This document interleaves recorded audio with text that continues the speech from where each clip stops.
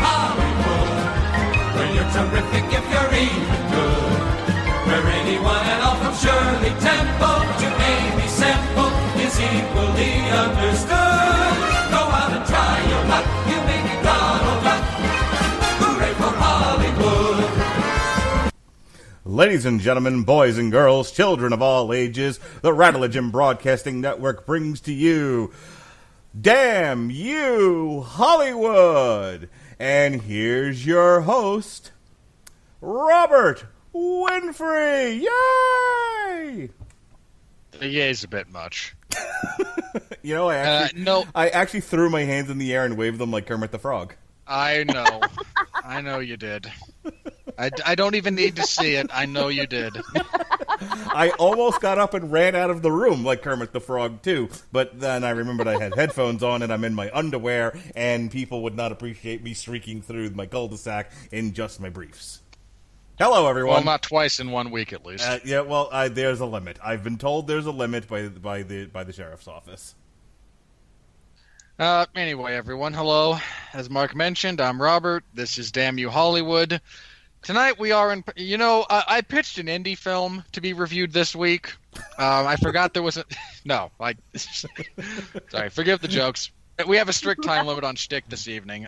Tonight we are reviewing Avengers Infinity War because, really? If we're not going to review that, what are we doing? Hang on, I came prepared to review having sex with water. We're not doing that?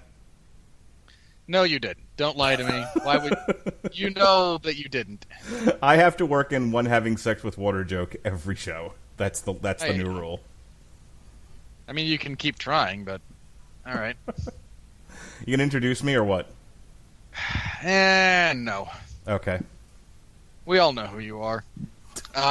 Anyway, on that somewhat dubious note, Mark is here as per usual. You heard him intro me this week. You don't care about the minor technical issues that vary from show to show.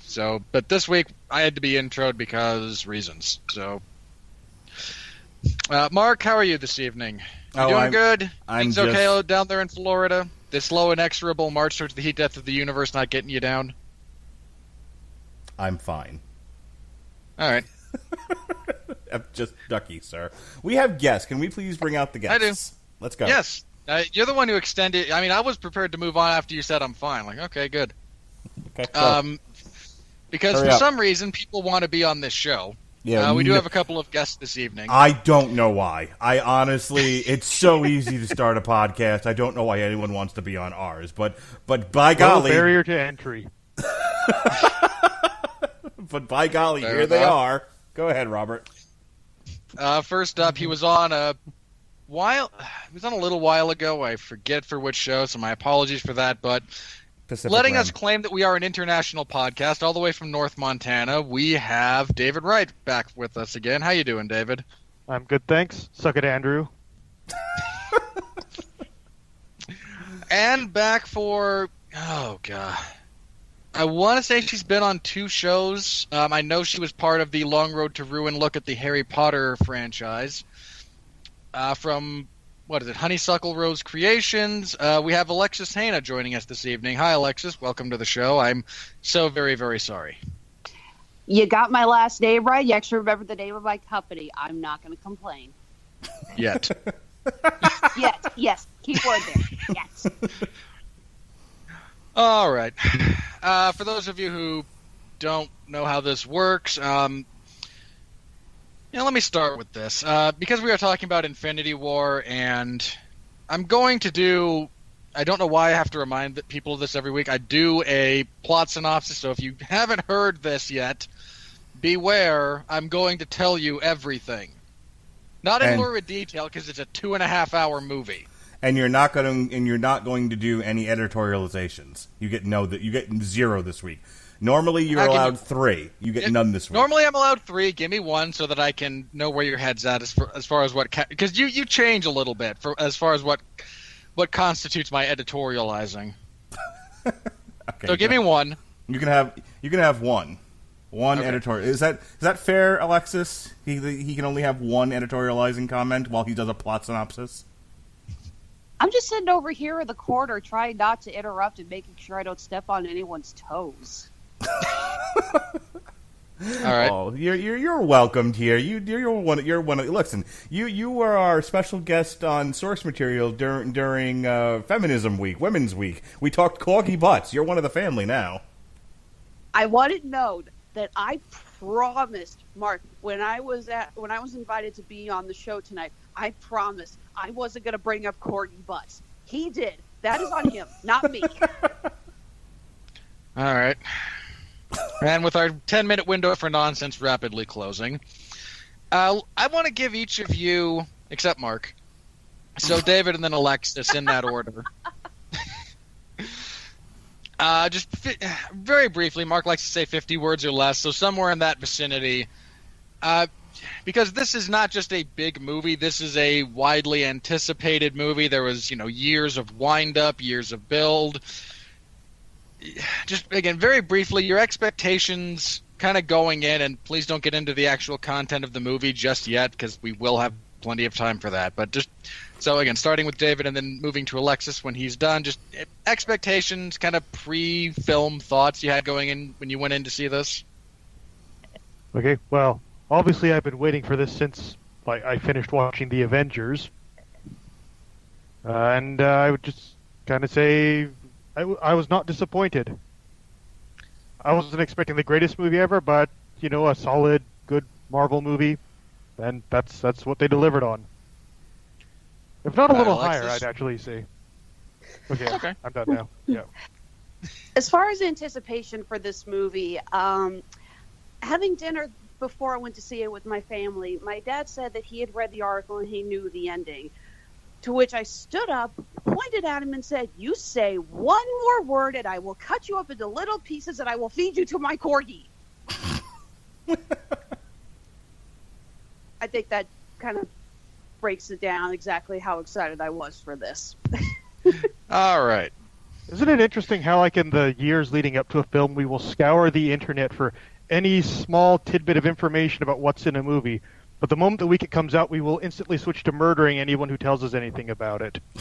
Right, the window... Star Wars, I'm looking at you. The window shuts, the door closes, it's like, that's it. We go into... I have a friend of mine who literally won't go on the internet a week before the movie that he wants to go see opens. Big ones. Last year with The Last Jedi, he literally went on, internet shutdown for all but the essentials so that he wouldn't get any spoilers. I think after the first trailer aired on television, he was like, that's it. I'm not watching a single Star Wars video or looking at a piece of Star Wars news until I see the movie. That's how serious he was. Yeah, there's a shocking lack of consistency amongst that type of fandom. I'm entirely too pragmatic about it. Someone could have told me exactly how Infinity War ended, I still would have seen it because I had to review it. To me, it's only relevant if it actually deters your decision to see the film. But again, I'm a pragmatist. All right, so here's your warning, everybody. That was a warning. No. I have a brother who's going to be in the room when I'm doing this, and he hasn't seen the movie yet, and I don't want to spoil anything for him at his specific request. Look, everybody at Robert Winfrey's house, get out. Yeah, basically. I just want to make sure he's aware that he could be walking into this. Okay, there he is. All right, here comes the plot synopsis, everybody. So, if you have not seen it or you don't wish to be spoiled, here's your warning. You have 5 seconds. 5, 4, 3, 2. Everybody dies. Only half. Oh, I yeah, I was wish. going to say, well, you know what? You might as well say everybody dies, because that's the feeling you have when you leave the theater. Sunken hearted, that cold feeling in your stomach, slowly removing your 3D glasses, going, what the bloody hell just happened? I don't know. I saw the moment that the lead in the second highest grossing film of all time dematerialized. I'm like, yeah, they're coming back.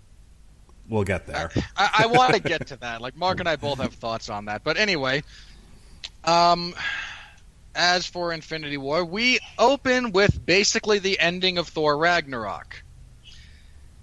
Thanos' ship has arrived. He is obliterating the Asgardians. And we get a nice little voiceover from Ebony Maw. We get our first real kind of intro to Thanos as a character, not as grinning guy at the end of a at the end of a movie. He finally got out of the chair. Yeah. Thanos, you lazy Really, bastard. you don't. Yeah. We get our first couple of on-screen deaths in this situation. Specifically, Loki and Heimdall. Heimdall first, then Loki. I would have done that. I want to get to that in a second. We also get one of my favorite moments from the entire movie. Thanos just puts a very swift, very thorough beatdown on the Hulk and then sends him into pouty baby rage for the rest of the film. Thanos. The whole point of this is Loki has the Tesseract, which of course houses the Space Stone. Excuse me. Thanos wants it. Thanos gets it. Thanos then breaks Loki's neck. During all this, Heimdall accesses the Bifrost remotely because he's awesome and sends the Hulk hurtling towards Earth as a warning to them because there's 2 stones on Earth. Thor survives the explosion because he's no longer just the God of Thunder. At this point, he's technically the All-Father and is significantly stronger than when not the All-Father. Thanos blows up the ship. The Hulk hurtles into the Sanctum Sanctorum in New York, mirroring the bit from the original comic. What are the odds? I know, right? Say what you will on Heimdall, that guy can aim. Yes, he can. Yeah, I don't know. I think Doctor Strange and Wong would disagree and probably say, couldn't you have aimed just a few more feet so it was like, I don't know, outside? Do you have any idea how big a universe is? Versus how big a planet is? Yeah. Anyway. Hey, this is Heimdall we're talking about. No excuses. That's true. Heimdall sees everything. It's He Heimdall, did have not a sucking chest wound at the time, if I God remember damn it, it's correctly. Heimdall, not Hawkeye. Come on. Or Legolas. Hawkeye doesn't shoot well in space. Zero gravity throws off his aim despite his I'm range being already annoyed. Go get on with this. I say, speaking You of brought it Hawkeye, up. I'm assuming we're going to get to that later in this discussion. Yeah. Hang on. After Hulk lands in the Sanctum Sanctorum and reverts to Bruce Banner because, I lost a fight. I feel like you're To be fair, deliberately... that's a first. You are deliberately provoking me, Winfrey, and I won't Yes. have it. Yes, I am. Anyway, Bruce Banner arrives and warns them that Thanos is coming. Things get a little fragmented here, so I'm going to kind of touch on the major points. This is not the order they are presented in. Doctor Strange, who, again, the Hulk basically landed on, recruits Tony Stark because Tony Stark is the head of the Avengers, at least what's left of them. We get a 30-second recap of the events of Civil War for the sake of Bruce Banner because he was, not there. That's how you do exposition. Yeah. Tony gets a bit of exposition on the Infinity Stones and what they are and how dangerous things are. At around that time, we get it's Ebony Maw and Obsidian something or other. He's the one who's Obsidian. Cull Cull Obsidian. Cull Obsidian. Thank you. He's the one I can never remember. I always remember the other 3. They arrive on Earth looking for the Time Stone, which is, of course, the Eye of Agamotto. We get a fight. Spider-Man shows up. The Hulk won't come out because, again, pouty child. Go to hell. This ends with Doctor Strange being captured by Ebony Maw and Cull Obsidian left somewhere in the Himalayas. He gets picked up later because... there's another Q ship floating around, so it works. Spider-Man gets the Iron Spider armor as he and Tony wind up stashing away on the ship as Ebony Maw hurtles into space with the Time Stone and Doctor Strange. Am I the to only one rendezvous. wondering why there wasn't a Voldemort joke about that guy? They There were wa- already made. They've been We made. got a Squidward joke. Yeah. They went with Squidward instead of Voldemort. It's fair. I feel like somewhere else, though, it was the Screen Junkies or somewhere else that already made the Ebony Maw Voldemort joke. Yeah, like as soon as there were pictures of him, like everyone made that joke. I'm Anyway. actually willing to bet that they originally said Voldemort, and then when they saw the memes coming out, it's like, okay, this is getting ridiculous, and they may have just auto-dubbed in Squidward. Probably. It wouldn't surprise me at all. I know, you'd think after the reaction to Star Wars, everyone would be happy that the first fan theory came true. Waka waka. Also fair. Anyway, this is where things kind of fragment. The Guardians of the Galaxy, responding to the Asgardian distress call, pick up Thor. Thor takes Rocket and Groot to Nidavellir to forge a new weapon because Thor, without a weapon, feels useless, despite having actually learned. Here's my one editorial. Despite having actually learned in the previous movie, which sucked out loud, that he doesn't need the damn hammer, he now decides he needs the hammer, which is fine. Stormbreaker's awesome. I can live with it. So they head off to rendezvous with giant Peter Dinklage, which is hilarious. Funniest thing in this movie is Peter Dinklage being a dwarf, but also a giant. So Rocket and Groot and Thor are doing this for the majority of the movie. Banner puts in a call to Captain America because somebody has to. They wind up taking the Vision, who is in possession of the Mind Stone, to Wakanda after thwarting an attempt by Proxima Midnight and Corvus Glaive to steal it from him. They also pick up War Machine along the way. They have the reason they go to Wakanda is they believe that there they can safely extract the Mind Stone from Vision and not kill him in the process. The Guardians, such as they are, so this is Star-Lord, Gamora, Drax, and Mantis, go to nowhere to try and stop Thanos from getting the Reality Stone, which is being held by Benicio del Toro. That's just Benicio del Toro in real life. I'm convinced at this point. They're too late. He's already got the stone. He kidnaps Gamora because Gamora knows where the Soul Stone is, and he wants it. Thanos and Gamora wind up on Vormir, where we meet, biggest shock of the movie for me was the Red Skull reappearing as the guardian of the Soul Stone. It turns out he has to sacrifice something he loves, and basically the only thing in the universe Thanos actually loves is Gamora, so he throws her to her death. Like you do. Acquires the Soul Stone. Mm-hmm. If you're Thanos, you do. I mean, you wouldn't, but... I mean, you'd throw me to my death, but you wouldn't throw your daughter. I hate to say it, I thought that was the only part of the movie that they really dragged out on. I mean, the minute that Darth Maul, as my husband was calling him, said a soul for a soul. No, seriously, the minute he showed up and we saw him, I said, holy crap, it's Red Skull. And my husband goes, holy crap, it's Darth Maul. And I look at him and go, you know what, yours is funnier. The minute he said a soul for a soul, it was like, and predictable solution in 3, 2, 1. Oh crap, she's still talking. There were 2 points like that I felt dragged, but I'll get to those anyway. So that is the other Guardians. So at this point, we're down to Star-Lord, Drax, and Gamora. Star-Lord, Drax, and Mantis go to Titan to theoretically rendezvous with Nebula, who shows up later. They meet Iron Man, Doctor Strange, and Spider-Man.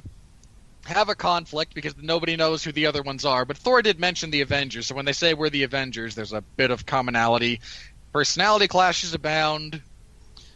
They set up to fight Thanos on Titan, with Doctor Strange looking into the future to try and determine the best possible outcome, which I do want to touch on later.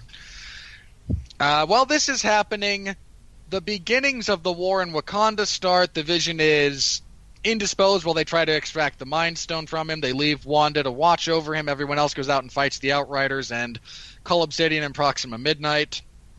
Big battle sequence, which is a lot of fun in some respects. It starts going really, really badly for them because there's a significantly greater number of Outriders.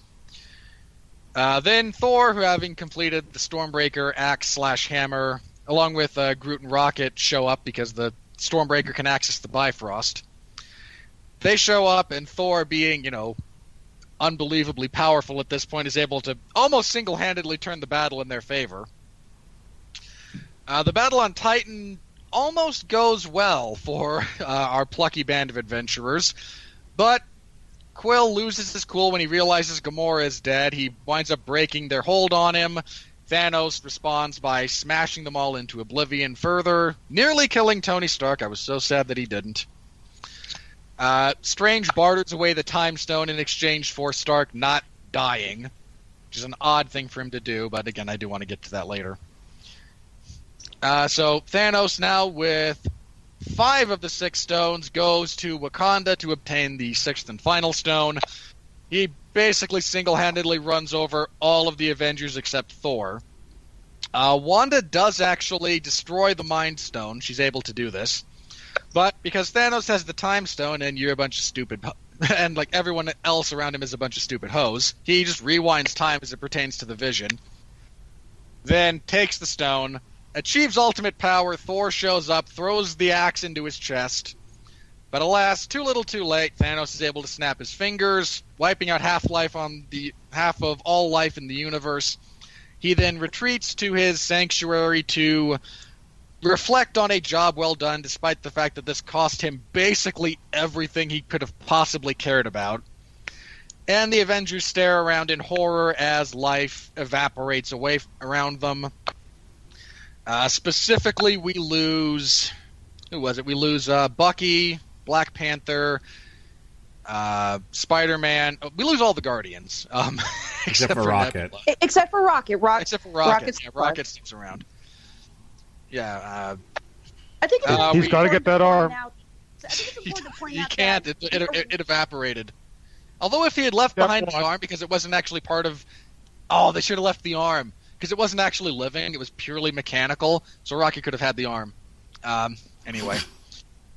No, as I was saying, I think it's important to point out that even though we don't see Hawkeye in this movie, we know we're going to see him in the sequel, so the original 6 Avengers are still there and still alive. I thought that was an interesting point out. That it's like, wait, yeah, Rogers is there, Romanoff's there, Banner's still there, Thor's still there, Tony is still alive on Titan. So I just thought that was an interesting idea that the original 6 made it out alive. It was an odd choice, and that is the end of the movie proper. Thanos wins, but it won't matter, and we'll get to that in a second. Our big post-credit scene is right before the disintegration of Maria Hill and Nick Fury, where they also happen to cut off Samuel Jackson's iconic Mother Effer line. He is able to send a distress signal to Captain Marvel, whose origin story will be out later this year. Nope. Next year. Next year we get Ant-Man and the Wasp later this year. We get Captain Marvel next year, which will lead immediately into the sequel to this, which has already been shot. Mostly. No, principal photography on Avengers 4 Part 2 is done. They're just now doing special effects. Yeah. They shot these back to back, and which is brilliant because they're going to make money just on this one. So Part 2 is just pure profit. It is nothing but gravy. It's a lot of gravy. All right. So much gravy. This time we didn't forget the gravy. Chuck Jones salutes you. All right. That is what happens. Now, again, I skipped over a few things. So, anything else that we might want to touch on? That's what this whole segment is for. So, Mark, I didn't give you a preview for this. So, where do you want to start unpacking this? Like, what big takeaways? What do you want to touch on first? Yeah, in the interest of time, and so that I can give our guests more time to discuss their thoughts, I'm going to break this down to my good, the bad, and the ugly. And I'm going to just a couple of things in each category. The good. It was very entertaining. Obviously, this did feel like the big conclusion to like if the Marvel Cinematic Universe up to this point was a book. Chapter 1 was Iron Man. this feels like the first half of the conclusion of that book.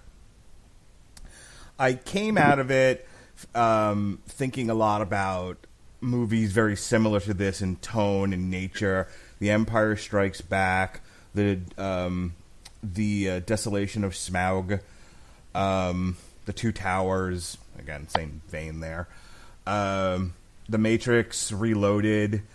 And, every one of these, including this one, handled the midway point of a conclusion very differently. Some obviously more successful than others. And as I started to think about how I felt about this one in relationship to those, I feel like this one's right in the middle. As far as, if you frame this movie as a tragedy, it works just fine. The structure of it works just fine. If you frame Thanos as the singular star, almost the protagonist of this thing, I think the structure works just fine. Now we can debate that back and forth, but that's kind of how I had to frame this movie in order for me to really get it. Is you have Thanos, he has a philosophy and a mission. He goes about carrying that out. These characters, these antagonists, kind of get in his way. He outthinks them, he outsmarts them, and eventually he accomplishes his goal, and then he goes home. Okay? It's told that way, the movie makes sense to me. If you flip it and you try to apply a sort of standard, hero versus villain thing to it, the whole thing, I think, unravels. Again, your thoughts on that may be different than mine, but that's what I came away with. As far as what I liked, I said going into this, especially after I'd read the article about the Russo brothers saying this is the funniest movie we've done, and they're the one that did the previous two Captain Americas. Listen, I didn't hate Thor. I don't think it's a piece of trash, the way that Winfrey and Mullen do. But hey, we are not alone. All right, let me be very clear about this. No, of course you're not alone, but. I don't do with Pat and I on a hill willing to die about Thor Ragnarok sucking. And just half the army that came to kill us turning around and going, nah, they're kind of right. Yes, dipshit, but I don't do a podcast with the rest of the world now, do I? I do a podcast with you, my friend, and Mullen, and so I'm addressing you two by name. Yes, obviously a lot of people didn't like Thor Ragnarok. I liked it. You and I agree, Alexis. But it was it was definitely a contentious movie, and part of and this is the point that I was trying to get to. What made it contentious was the humor, the way that it was used in the movie, in terms of undercutting a lot of what was supposed to be solemn moments. So I was really afraid in the wake of Thor Ragnarok that a movie where you're going to kill half the people that have been established in this universe is going to be undercut by stupid humor. I put on Facebook, please movie don't suck. That's what I meant by that. Please keep the quipping to a minimum. And they did. I have a very I was okay with it for a couple of very specific reasons, but I'll let you finish your point.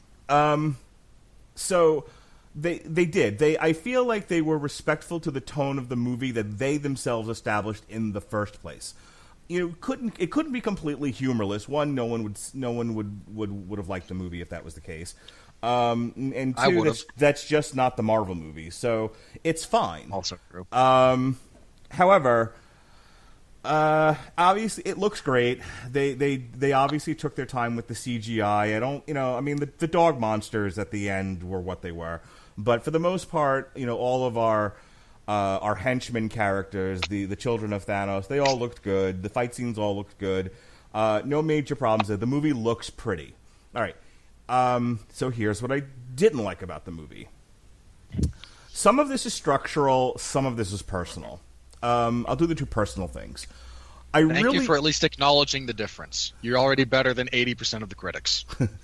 There are two personal things I didn't like about this movie. They really bothered me in particular, but they don't actually change anything about the movie, and there's nothing structurally wrong with them. I would have preferred if they had shown him getting the Power Stone. I feel like they should have. It should have been Marvel logo and then Sanctuary 2 showing up on Xandar, and really letting the children of Thanos and Thanos himself just laying waste to Xandar and obliterating the Nova Corps and walking out with the Power Stone. Then credits, then show them, like kind of open up with an hour ago, and then do the thing, and then go now, and then show Sanctuary 2 in front of the Asgardian Arc, and then the movie can proceed. I really felt like there was a missed opportunity to show. To kick the movie off with showing just how much of a badass Thanos is and how powerful the children of Thanos are. The Black Order. I actually would prefer to call them the Black Order as they are in the comics. The other thing is a deeply... well, that hurts when it's done to me. The other thing that really irked me, and this is a very personal thing, I understand these are Marvel people, so to say this might sound a little funny, but I feel like the people at Marvel still don't understand the Hulk. That's not the Hulk. No, they completely understand the Hulk. They don't. That's not the Hulk. When you beat up the Hulk doesn't all of a sudden become a frightened baby and refuse to come out. The Hulk gets stronger and cracks a planet. It annoyed the living shit out of me that they decided of all the arcs they could have gone with the Hulk, they went with that one. Let's make the Hulk a frightened child, and I know that I'm okay. Hang on. Hang on. Let me finish this, and then tell me I'm wrong. But I get that they're gonna it's an arc, and they're gonna fix it in the third movie, and and he'll have his moment. I just, of all the things they could have done with the Hulk, I like this the least. Go ahead. I think the big difference here. There's two things that play into why I was generally okay with that. 3, one of which doesn't count. The one that doesn't count is that I knew it would annoy you. So, yay. It's a very contentious podcast, isn't it, Alexis? Like I said, I'm keeping quiet here. 2, they have specifically worked on the Hulk's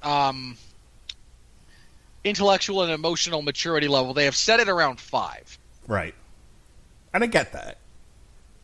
And 3, the reason I was okay with it in this instance wasn't that he got beat up and then, this wasn't a drawn-out fight. Like, this wasn't him and Thor and he gets stronger as Thor keeps beating him. He's like, no, you got your ass kicked in, 10 seconds. Like, this was not... I fight and I'm going to get stronger as this goes on. This was, I got you, and then, oh no, I am utterly without power. He did to the Hulk what the Hulk did to Loki in the Avengers. Yes.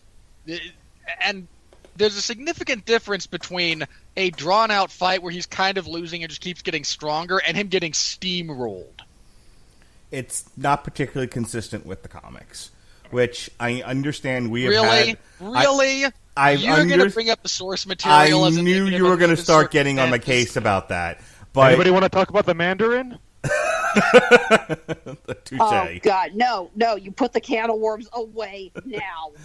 Look, I didn't hate that. For the record, I did start off with this was personal to me. We all know this is my favorite character. That's fine. And I feel like okay.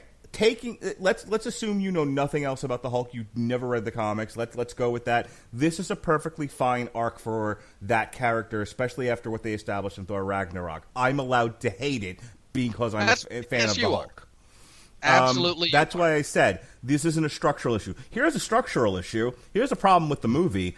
If you didn't read Infinity or some of the other places where the Black Order was introduced, how the fuck would you know any of their names or what they are or what they can do or anything else about them?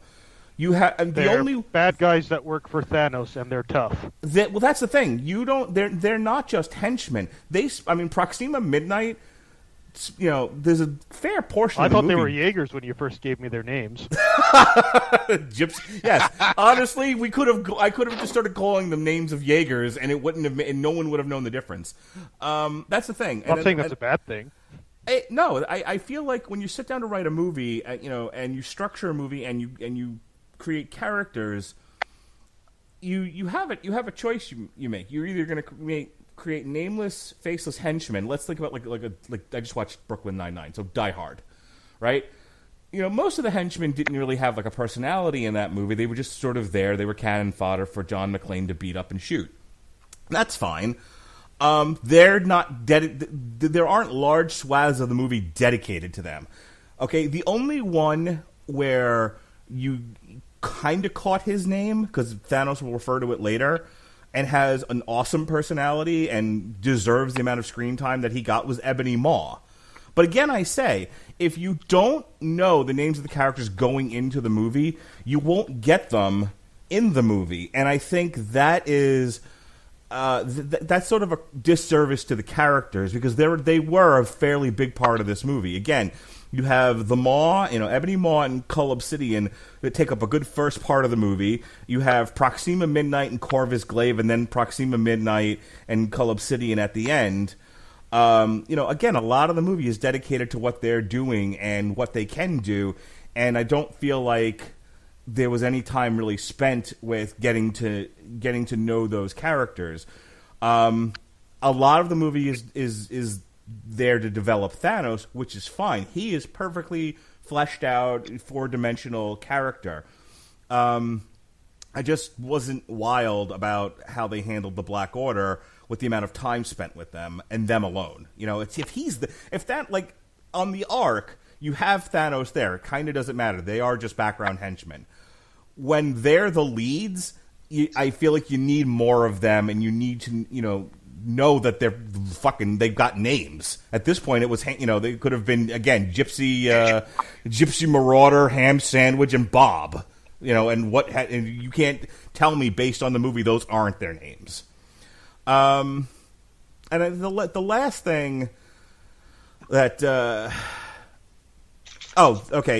last thing that kind of bothered me about this was, because of the way they set this movie up and because of the very plot of the movie, I don't feel like any of the deaths save one resonated with me. I feel like the whole movie is undercut by the fact that A, we all know this is the first half of it. B, they created a MacGuffin that can undo it all as soon as they get it, and it's just a matter of how are they. So there's a more interesting story to be told with how are they going to get the MacGuffin than what the MacGuffin did. So all of these deaths that happen, including the ones that weren't affected by the Gauntlet itself, Nebula, Vision, and Loki, I'm like, nah. They'll just get the. Gamora. They'll just get the Gauntlet. Thor will probably be playing the role of Adam Warlock. He'll get the Gauntlet, snap his fingers, and we're right back to where we started, which is exactly how the comic went.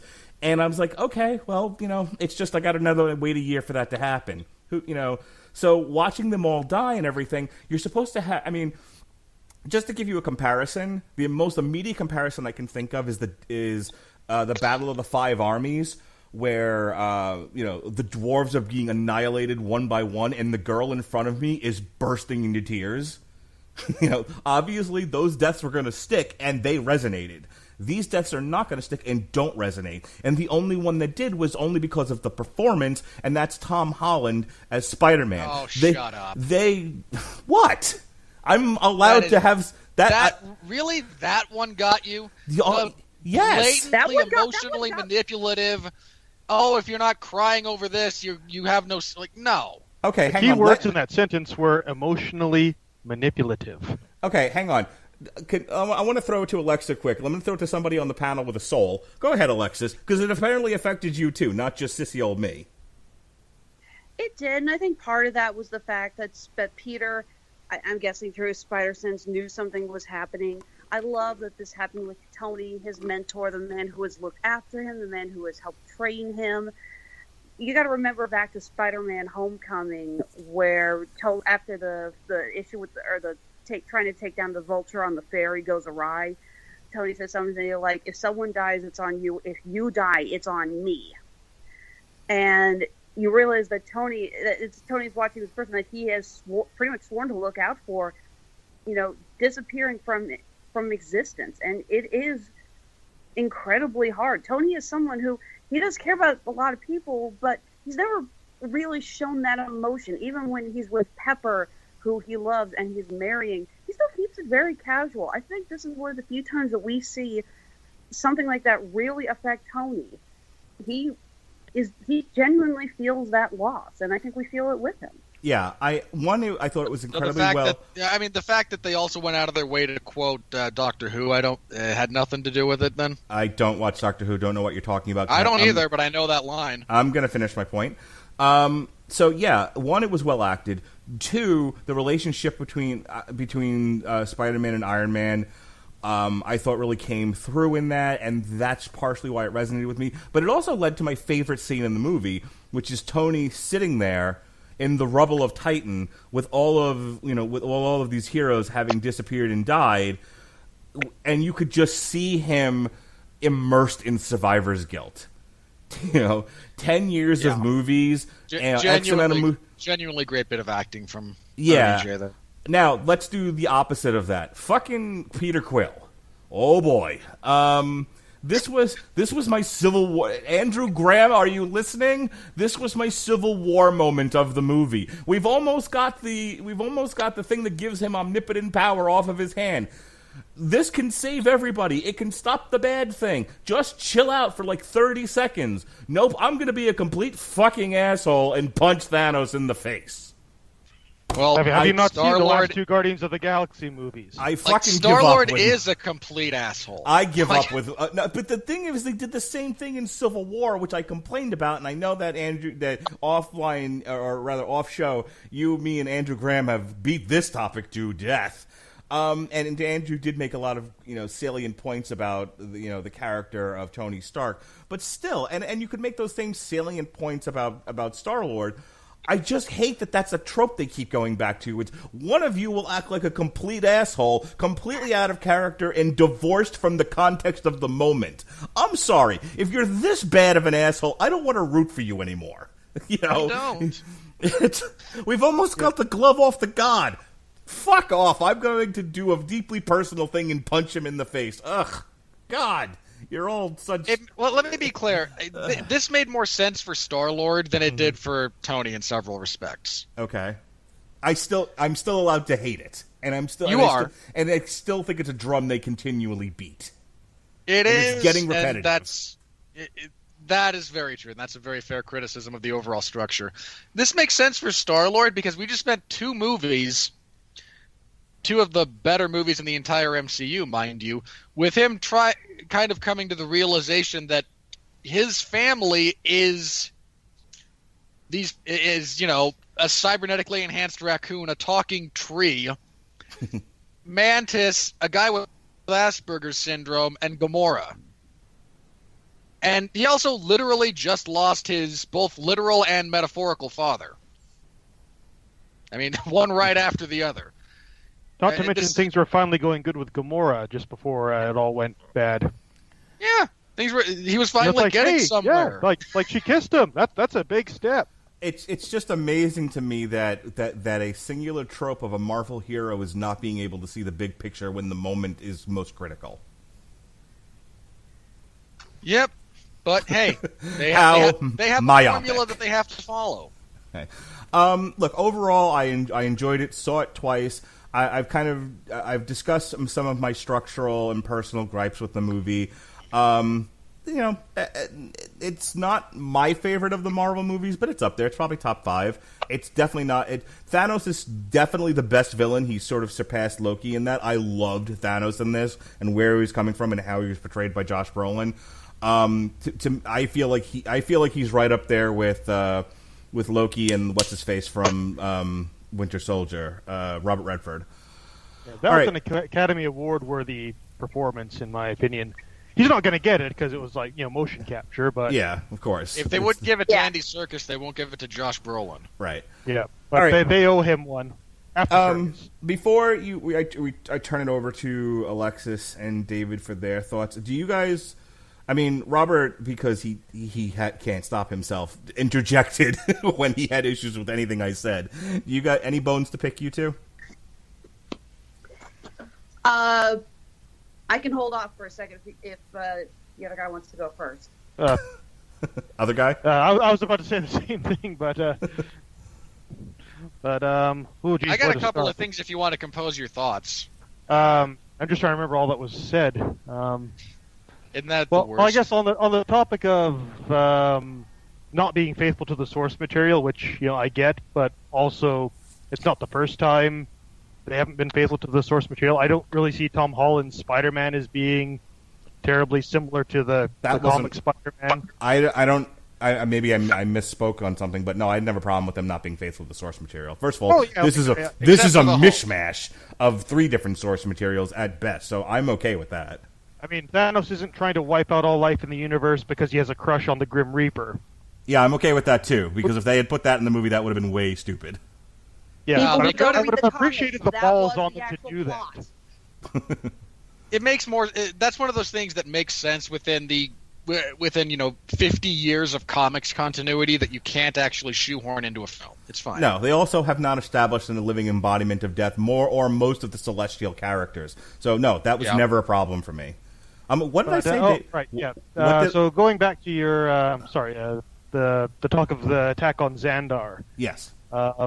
I see your point, but my only concern is to jump right from that to the massacre of the Asgardian transport. It's kind of too much of the same. It's kind of like in the original Star Wars, where in the original edit, Luke did 4 trench runs. He did the one with the fighters. He did the one where he fires a torpedo and misses. He does the one then he uses the targeting computer, fires and misses, and then he uses the Force. And it was just, this is too much of the same thing. We need to cut one of these things out. I think probably for the Xandar, if you wanted it in there, that would have been best to stick as an after-credit scene in another movie. Just have the smoking remains of the city and Thanos and the Black Guard, whatever they're called. I actually don't know off the top of my head. Whatever you want to call it. That may have been the better way to have ended Ragnarok. Yeah, have him walking out of the ruins and him holding up the gauntlet is one down. Right. They couldn't have made jokes about it, Mark. They, honestly, now that you say that, it probably would have been better off as the last scene of Ragnarok rather than what they ran with, which was them running into Sanctuary 2. I would have liked if at the end of Ragnarok, if you're going to set it up like this. Whoa, was that me? Yeah, it seems. Okay. What? I didn't hear anything. Weird feedback. Don't worry. It seems to have resolved itself. Now, if I were doing the end of Thor Ragnarok, I mean, A, I would have shot myself for being affiliated with that movie. Yeah, for God's sake. B, I think you do 2 end credit scenes. You do one mid and then one end, both of which involve Thanos. The mid credit scene is him wrecking Xandar. You can do it briefly. And then the end, so, I mean, it actually works, I think, because you do the double fake out. They frequently will do, at the time they were doing, a mid-credit scene pertaining to one thing and then a actual end credit scene pertaining to something else. In fact, some of the end credits have been just stupid jokes. Like Stan Lee talking with the Watchers or Captain America talking about patience. I was half expecting Deadpool to show up at the Oscar. It's so Disney owns me now. Surprise! Piss on Deadpool. Okay. Besides, that deal's not totally cemented yet. I don't think Disney and Marvel really want to risk that quite yet. Yeah, we won't be there until next year. Okay, so anything else, David? Anything else on my comments on Xandar? Nothing else on Xandar. The floor is yours, then, sir. Okay.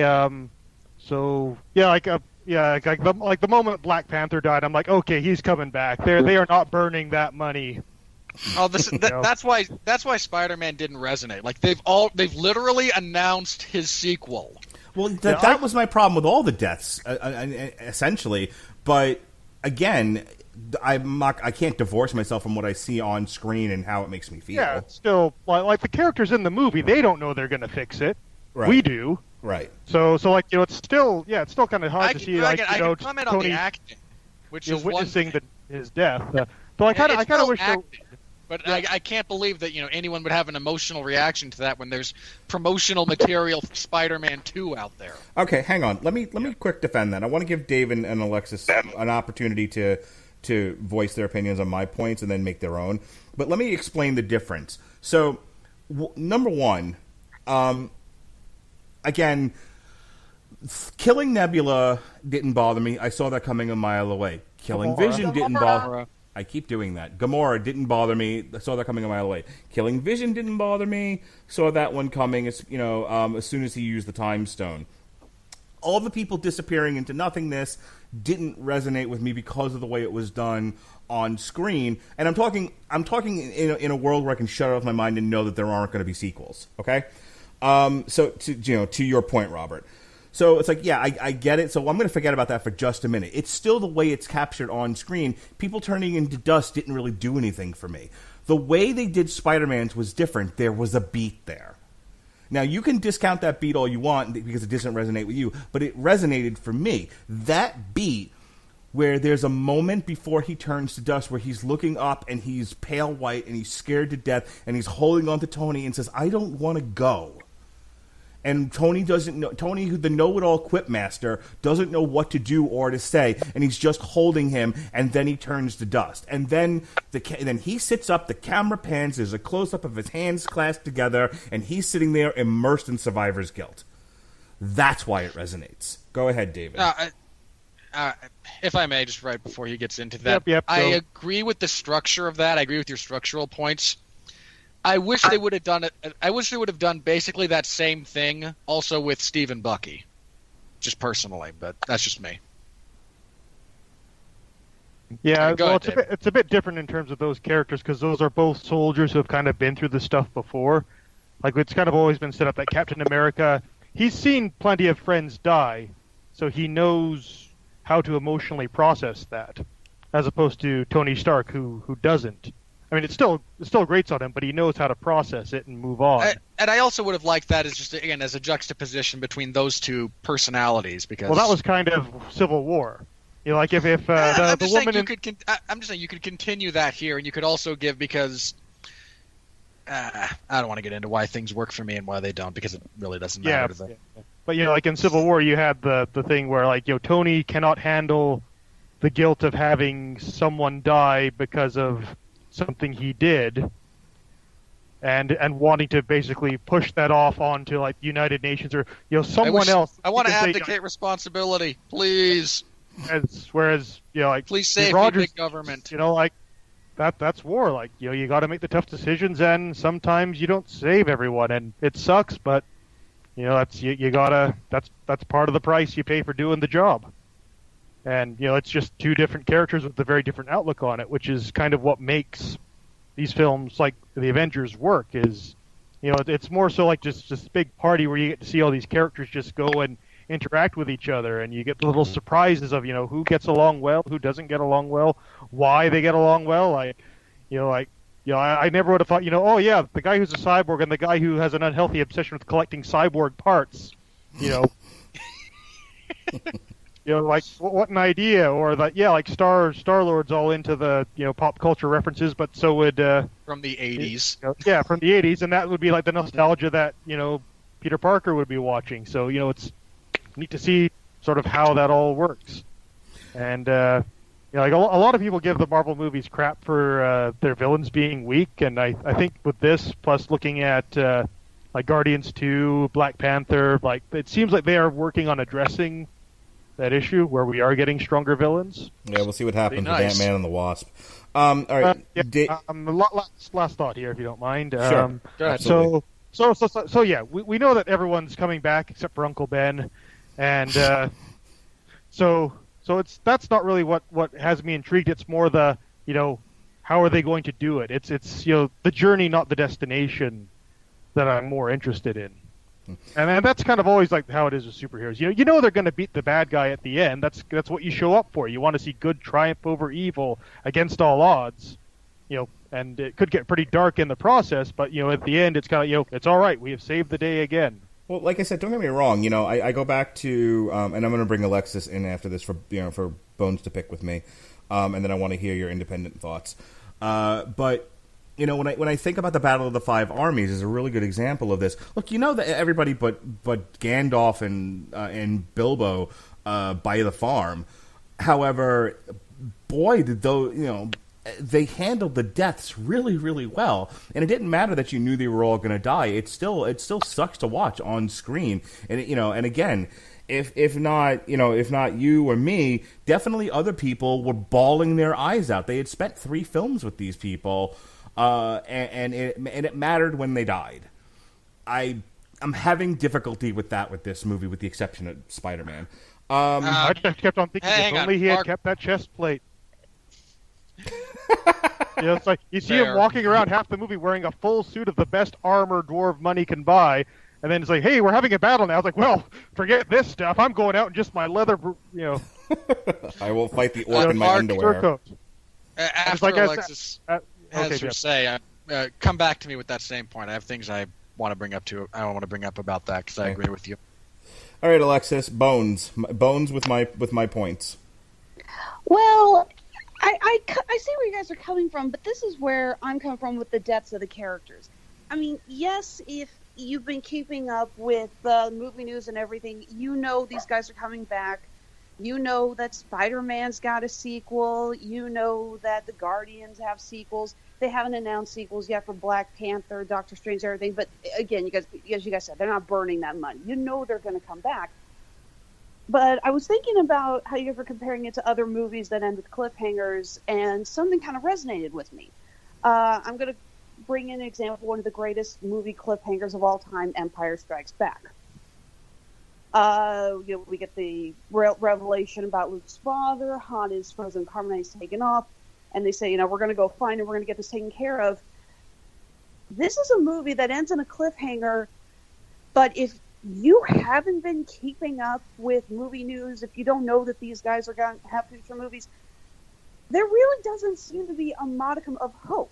We don't have a moment where where all the remaining Avengers come back and say, we're going to find a way to fix this. We're going to make Thanos. We're going to find Thanos. We're going to get the stones. We're going to get the gauntlet. It just shows them. If I may, in Wakanda. Go ahead. If I may, you are 110% right. You actually reminded me of a point that I wanted to make. At the end of this, I was like, wow, this reminds me of The Last Jedi. I have no idea where this is going. I have no idea what they're going to do next. I mean, obviously, I have some inkling they're going to win. Big empire, small rebellion with like a Jedi with a blue lightsaber, possibly a super weapon. But I remember thinking at the end of The Last Jedi, wow, they tied up all the loose ends neatly in the second movie with leaving nowhere else to go. And they can go in any direction they want. This is pretty interesting. And that's how I felt at the end of this one, where it was like, well, I have no idea what the hell they're going to do next. I'll see you in a year. I left leaving exactly as I did with The Last Jedi. Yeah, like I said, we don't see the regrouping. We see the look on the Wakanda. Oh my God, that scene where T'Challa goes to help. I seriously cannot remember how her name is. Okoye. He goes up to help Okoye, and he disappears, and she's just standing there with that look on her face. Like, I had one job. Hey, Denai Guerrera's really good. She is. She's like the only decent thing about The Walking Dead recently, apart from Jeffrey Dean Morgan. I actually don't watch Walking Dead, but yes. At this point, you're not missing anything. Well, I like my zombie shows to actually revolve around zombies. Not a big zombie person, but hey, you zombie fans, have fun. But yeah, like I said, Thanos is the only one at peace, and that's actually something I love because that was in the book. Yes. That Thanos is not I can never pronounce Megalomaniacal. Yes, he's not that. He's not doing this out of malice. He's not saying, I'll get rid of half the universe and then I'll rule over the other half. He says that he's not saying, it's going to be just the rich or just my supporters or just my people. No, he said rich, poor, old, young, sick, healthy. Half's going to disappear. And Tony goes, well, what are you going to do? Then he goes, then I'm going to rest. And those who actually have read Infinity Gauntlet, at the end, he becomes a farmer. Right. Yeah. He gets a planet. He goes to a planet and he just starts a little farm and he's retired. He's relaxing, and that's part of the things I love so much about Thanos' character is that this is not evil in the broad spectrum of what we see as evil villains. This is not someone like Loki or Hela who's trying to rule over all. This is not someone like Ego who, has a giant ego. This is not Vulture who's doing this for money. This is someone who really believes This is his destiny, and he is doing what has to be done. And for the record, Mark, you and I talked about this a little on Facebook. There are a lot of theories about overpopulation. There's been a lot of fear that we as a species are outgrowing the planet.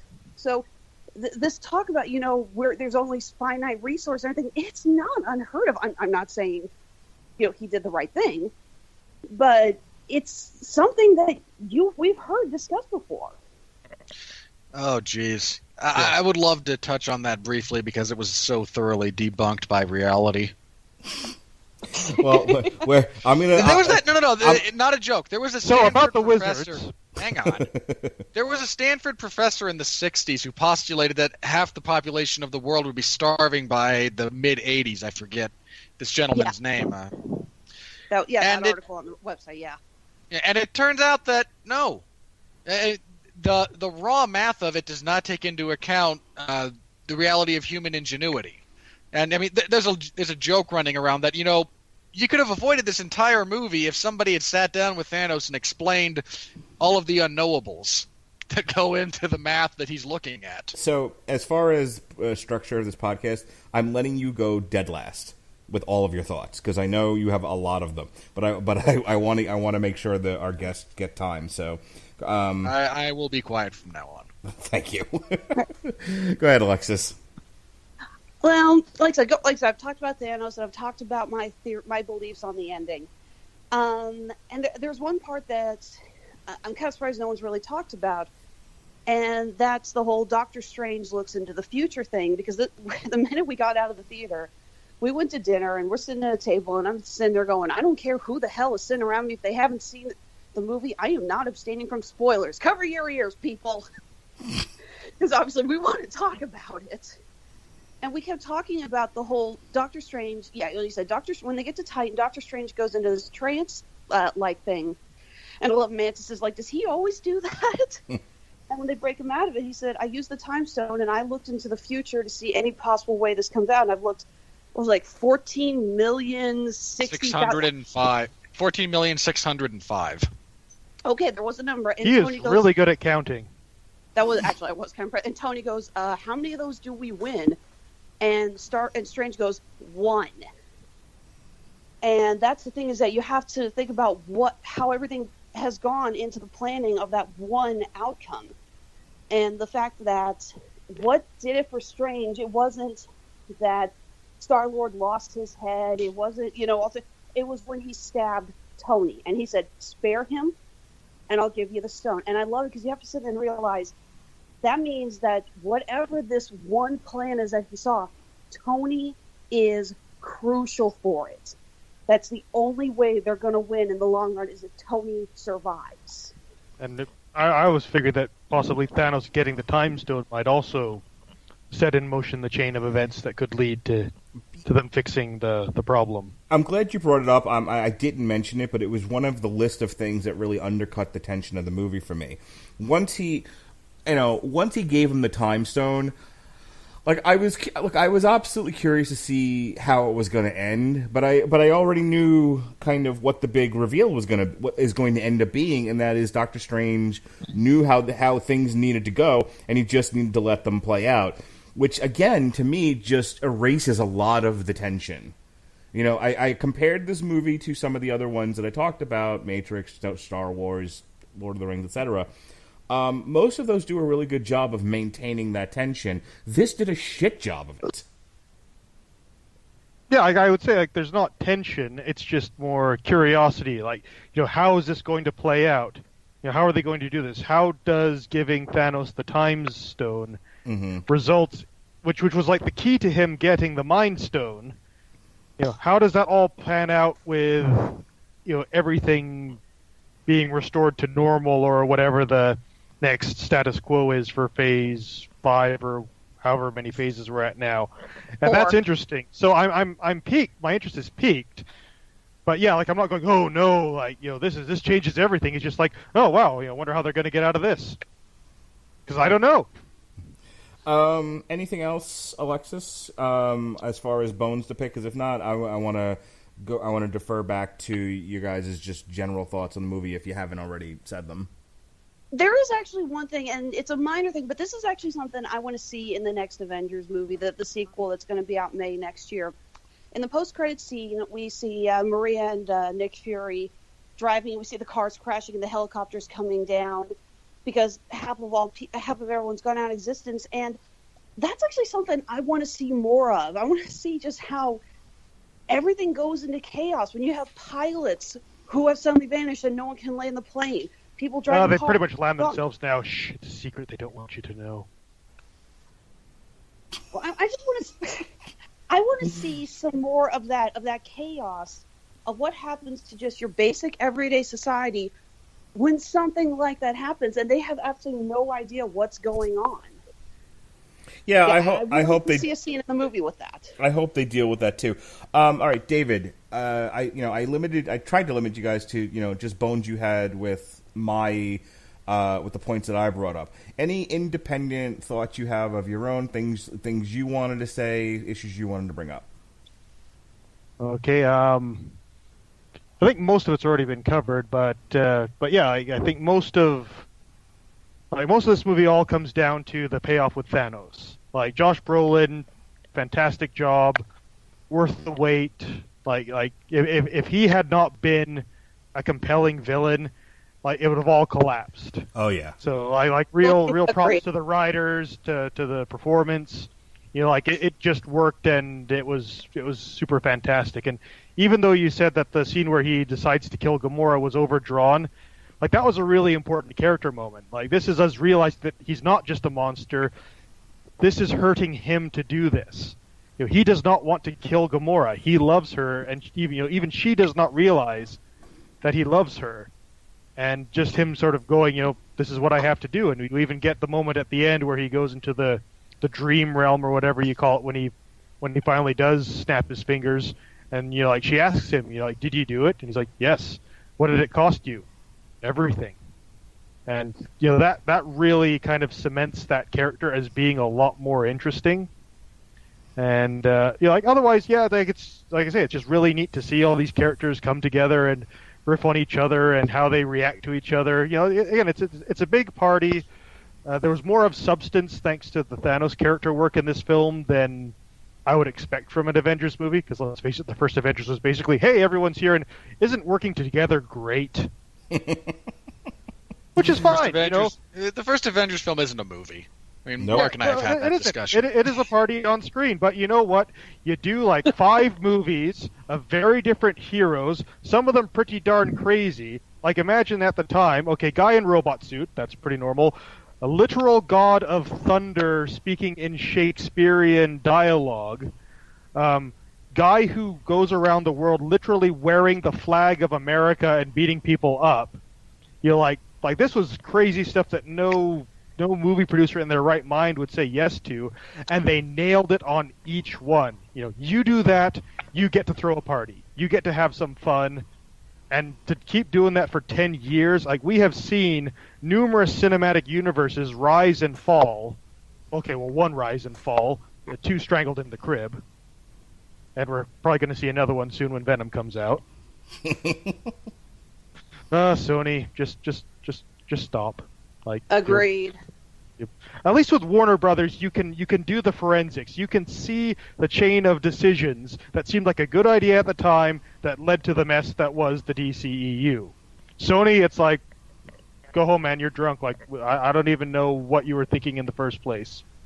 Yeah, I saw the Venom trailer, and all I could think was some Sony executive basically has a stick that says this is popular, and they're just hitting us over the head with it. Yeah, I was thinking that, and cash that check, Tom Hardy. Cash that check. Yeah. And Yeah, absent also Tom with- Hardy, I have no interest in that movie. Absolutely none. It wasn't so much a bad trailer; it was just boring. Like it was just kind of like, yeah, okay, that's a movie. Sorry, Alexis, go ahead. Oh, I was just going to add, it's like, you know what, I do love Tom Hardy. I've loved him in a lot of movies. Where the hell was his vocal coach going with that piece of shit New York accent? What was that? Same one who told the chick to pronounce him symbiotes. Oh, don't even get me started. That is a gold mine right there. We are never going to let them forget that. No. Unless the actress had a speech impediment, in which case I am so sorry. Nah, I'm going with it anyway. Alexis, things left unsaid, points you want to bring up? Wow, we were just going from symbiotes, and now I got to do a sharp U-turn back into. It's tough, isn't it? Yeah. A lot of deer in the headlights on this show. I will say that I'm actually looking forward to Ant-Man and Wasp coming out later, because everyone's been joking, like, well, where was Ant-Man and Wasp? And I'm really interested to see how they're going to tie that in. I'm predicting a scene at the end, or a post-credit scene where Hank Pym or someone starts to disintegrate or whatever. But I am looking forward to see how they're going to tie that in, because it has been confirmed that Ant-Man and Wasp will be in the next Avengers movie. Well, they're kind of running out of Avengers. Yeah, and I'm also just going to add, I freaking loved that post-credit scene. The thing to contact Captain Marvel, it was a pager. Yep. A little 1990s 90s pager. That Yeah, was, so I think hilarious. Captain Marvel is like a, happened in the past type movie. Yeah, it's happened. They've it's in the confirmed 90s. they're setting it in the 90s. Yeah. Yeah. So brace yourselves for all that sweet 90s nostalgia, everyone. Everyone bring out your flannels. Speaking of flannels, go ahead, Winfrey. I've kept you in the box. I'm letting you out of the closet, Winfrey. Come out of the closet, Winfrey. Say what you got to say. I mean, I could. You know what? No, I'm going to do this. I'm not going to rise to that particular bait. There's a couple of things I really liked about this movie. I really liked the music, and I keep making notes about different scores that I want to touch on when we review these things, and I tend to forget. But I did want to go out of my way to bring that up, especially the final bit. Everything after he gets the Time Stone. So his arrival in Wakanda to his eventual success was really great stuff from Alan Silvestri. I really liked. This might sound a little. For those of you who only think that I hate fun, and I know who you are, by the way. I liked the humor in this movie because of how they structured it. They didn't make jokes as things went to hell. A lot of their jokes were before they realized like Tony's making some wise ass jokes about, swearing off dairy and whatnot because he hasn't yet realized the scope of what he's facing. The Avengers are, bickering about Thor being a beautiful human being and Chris Hemsworth is a very attractive man. Damn straight. Because they haven't yet been told, hey, Thanos has 2 stones and just on the warpath. The jokes kind of die out after that. Yeah, they're restrained. Yeah, they don't go away, but they don't step on anything. You need to let the audience breathe a little bit too. Really liked Josh Brolin's work as Thanos. There were a couple of points when I wasn't in love with the CGI, but I can't remember them specifically. But they were few and far between. Better than Black Panther. Much. Especially the... never mind. Get into that later. Wait, what's with the Black Panther hate? I thought that was an amazing... No. Okay, hang on. Let me... enjoyed the movie. The final fight scene between T'Challa and Killmonger in the dark of the train station with their Black Panther suits looked awful. Yeah, we talked about that.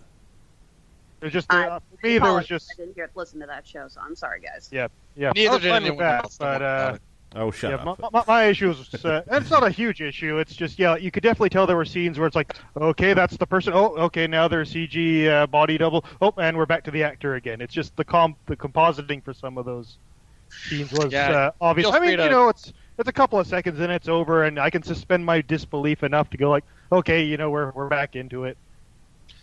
Yeah, it's clear where the budget on Black Panther went. It was to create an incredibly believable, setting, rather than, the actual CGI for their giant rhino.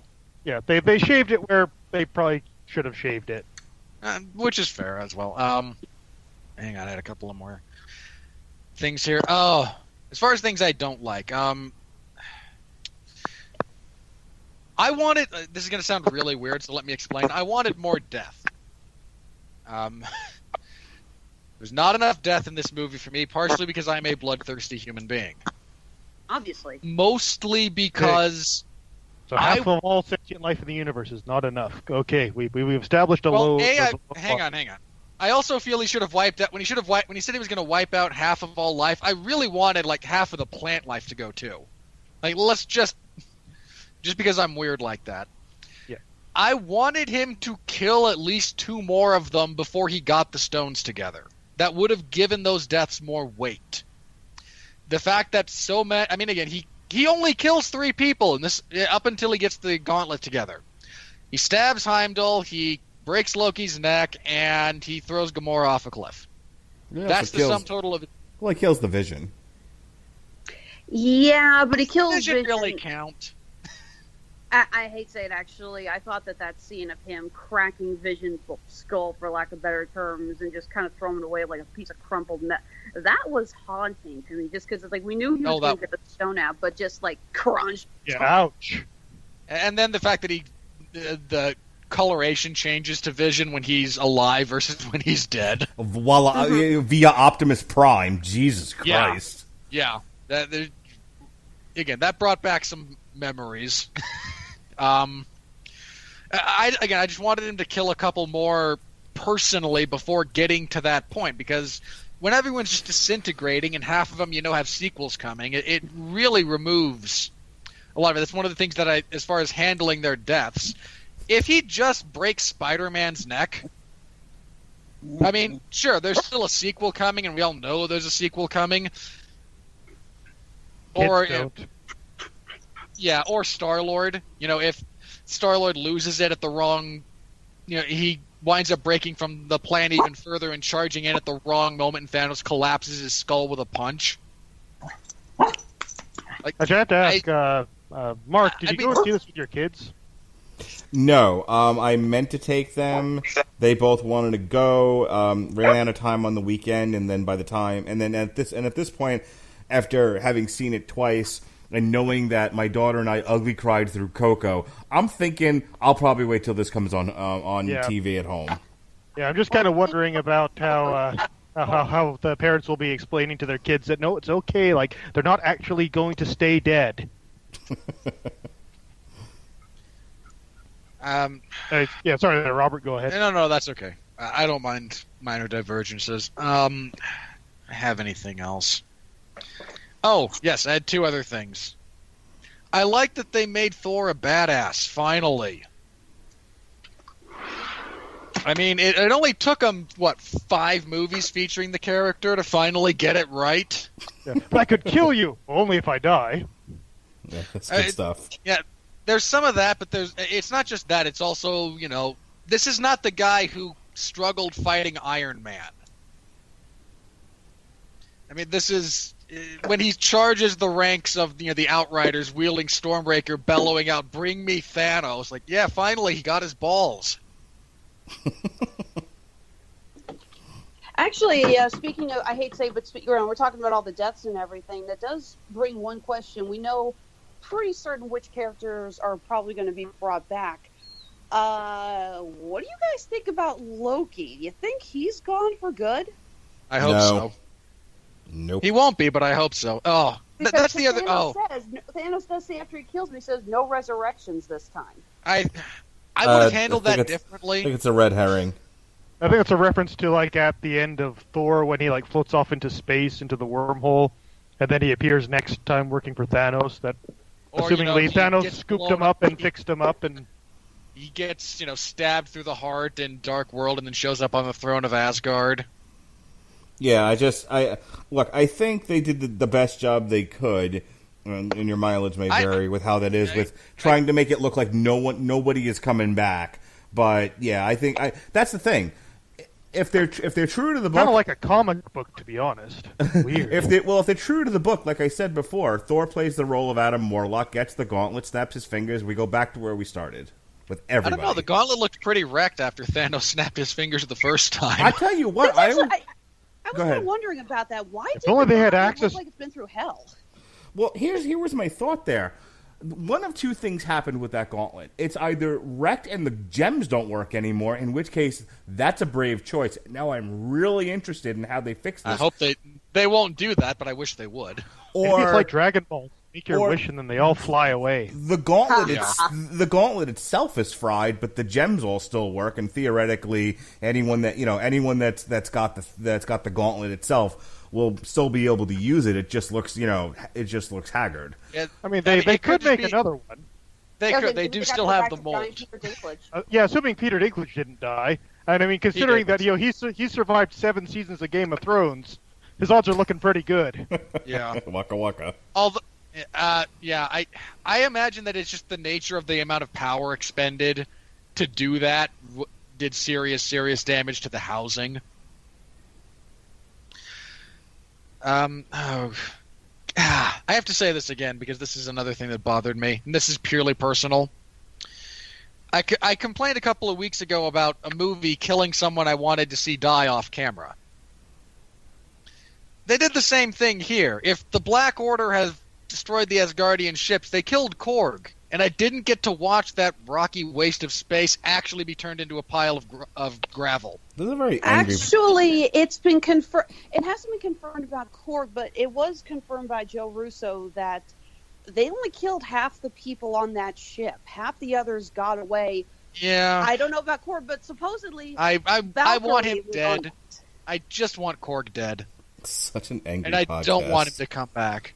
And Taika Waititi somewhere sheds a tear and has no idea why. Dude, if I could make him never make another movie through like forced dehydration through his eyes just by saying mean things about him, I would do it. I like Thor Ragnarok. I actually watch that all the time when I'm working. It's one of my favorite background movies. If you're using it as nothing but background noise, I can see why it works. As someone who I hated watching it. Look, I'm with. Don't let this bully, tell you shouldn't enjoy something, Alexis. No, I'm with you, Alexis. You did just suggest that you wanted to actually make someone cry to death. I didn't say death. I said I just wanted it to be a big enough problem to where he can't make movies. I just want to assure Alexis, I'm with you. I enjoyed Thor Ragnarok. So did most normal people. If you enjoyed it, fine. I'm not knocking you for enjoying it. Sure you are. No, I'm knocking the movie. Right. You look, I have stood up here and said plenty of times there are terrible movies that I deeply enjoy. What else? If you enjoy it, Godspeed and party on. Don't defend the movie. Hey, how about commenting on the movie we're reviewing then? What else you got for me? Apart from wanting to see Korg ground into dust, I didn't even want Thanos to do it. I wanted like Cull Obsidian to do it, just because hey, nameless, faceless, like kind of grunt from Thanos just runs him over. Oh, there's a really nice scene between Rocket and Thor on the pod. Yes, that was probably Bradley Cooper's best performance ever in his entire career. Time to be the captain.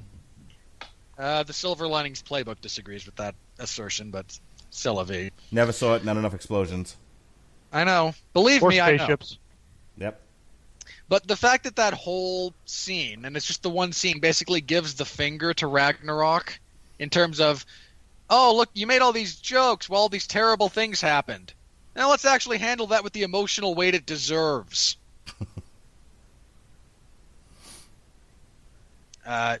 And yeah, just Thor listing all the things that he's lost, and it's also nice when that's a great moment for the audience to kind of realize, no, this guy's got nothing. Like, he has lost so much to this point, and again, the fact that we handle this without stupid jokes. I mean, you have Rocket making kind of a smart-ass comment, but that's also after the moment, and it's totally in character with Rocket. Then him asking for the metal arm. Yes, after he and Bucky mow down all the guys. How much for the gun? It's not for sale. How much for the arm? Just kind of looks at him. Oh, I'm going to get that arm.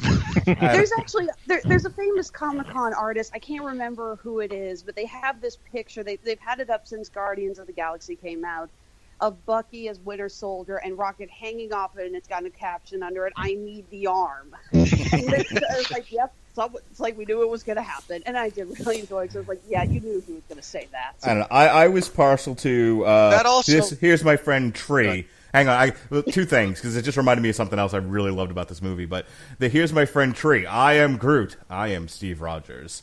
I had a good laugh at that, but I think my favorite makes sense. My favorite line, as far as the humor goes in this movie, is "More power, Tree," which reminds me, Rabbit. More power, Rabbit. I'm doing bad with this tonight. More power, Rabbit. So real quick, I'm gonna play. I know that you're not totally done yet, but I have to do a Robert Winfrey thing. I have to be Mr. Wizard for a moment. By all means. But this got brought up actually in one of the Avengers films where none of them look like they're wearing comms, yet they can all talk to each other at disparate places around the battlefield. I was okay with that. I assumed they were wearing very, very small comms. Here's my problem with Avengers Infinity War. That whole scene at Nidavellir, how the fuck is Thor talking to Peter Dinklage? Neither one of them is wearing... Hang on. Do you want the actual answer? They're talking through space, and more to the point is, then how is he talking to Rocket on the ship? There is a literal answer to this. It's magic, bitch?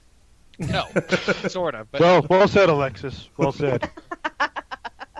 Sort of, but no. Thor is not just the god of thunder at this point. He's king of Asgard. He is he taps into, at this point, it would be the Thor force. I mean, he is... the ruler of Asgard, and since they went out of their way to establish that it's a people, not a place, has access to the limitless life energy of the universe. That's why Odin was so powerful. I think it was just an oversight. I think it was just an oversight on the Russo brothers. It's fine that you're explaining it in your sciencey way, but I'm pretty sure it's just we just need these characters to talk to each other, despite the fact they're in the middle of fucking space. Again. Has anyone heard of Rocket and Peter Dinklage have comms, and Thor is... They don't! Again, Why would Dinklage have a comm? Because Rocket has them. Show me the scene where they handed out radios. They didn't. They didn't have a scene with it. You want to pretend that Rocket Raccoon is not carrying an assortment of gadgets designed to ensure communication? If they don't look, it's just like documenting in the medical field. If you don't document, it didn't happen. You don't show in the movie, it didn't happen. I'm just thinking of when the movie. The actor that plays Sam in Game of Thrones, someone goes up to him and says so you did all that walking around up north of the wall, and you're still fat, and he's like, we have dragons and ice zombies in this show, and the thing you can't believe is I'm still fat. Look, I'm just saying. We just saw a man fly around what is apparently supposed to be a sun and move a bunch of rings together while being talked at by a giant dwarf so that he can make a magic space hammer to kill a giant purple guy with a glove that kills people. Right, I'm okay with all of that. I'm not okay with talking through space. There's no air in space. Again, then how Thor now has that because he is again. I'm okay with him existing in space. He's a god, and he has the Odin Force, now the Thor Force. I'm not okay with him talking in space. That makes no sense. It allows him to talk in space. No, it doesn't. Thor works in mysterious ways. There we go. It always allowed Odin to talk in space. You know what? I'm getting very, very close to renaming this network the Neckbeard in Broadcasting Network, because every podcast is now being descending into neckbeard conversations. This being one of them. You're welcome. Finish your points. I'm not ready to channel Lucy Lawless. You keep letting me on the show. A wizard did it. A wizard? Would you say a wizard there are did it? Literal wizards. I hope you guys get the reference. Oh no, I got it. I got it. Yes. 10 points. Winfrey. Finish up. All right. Let's see, I had a few negatives. I'm trying to remember if I think we've touched on them already.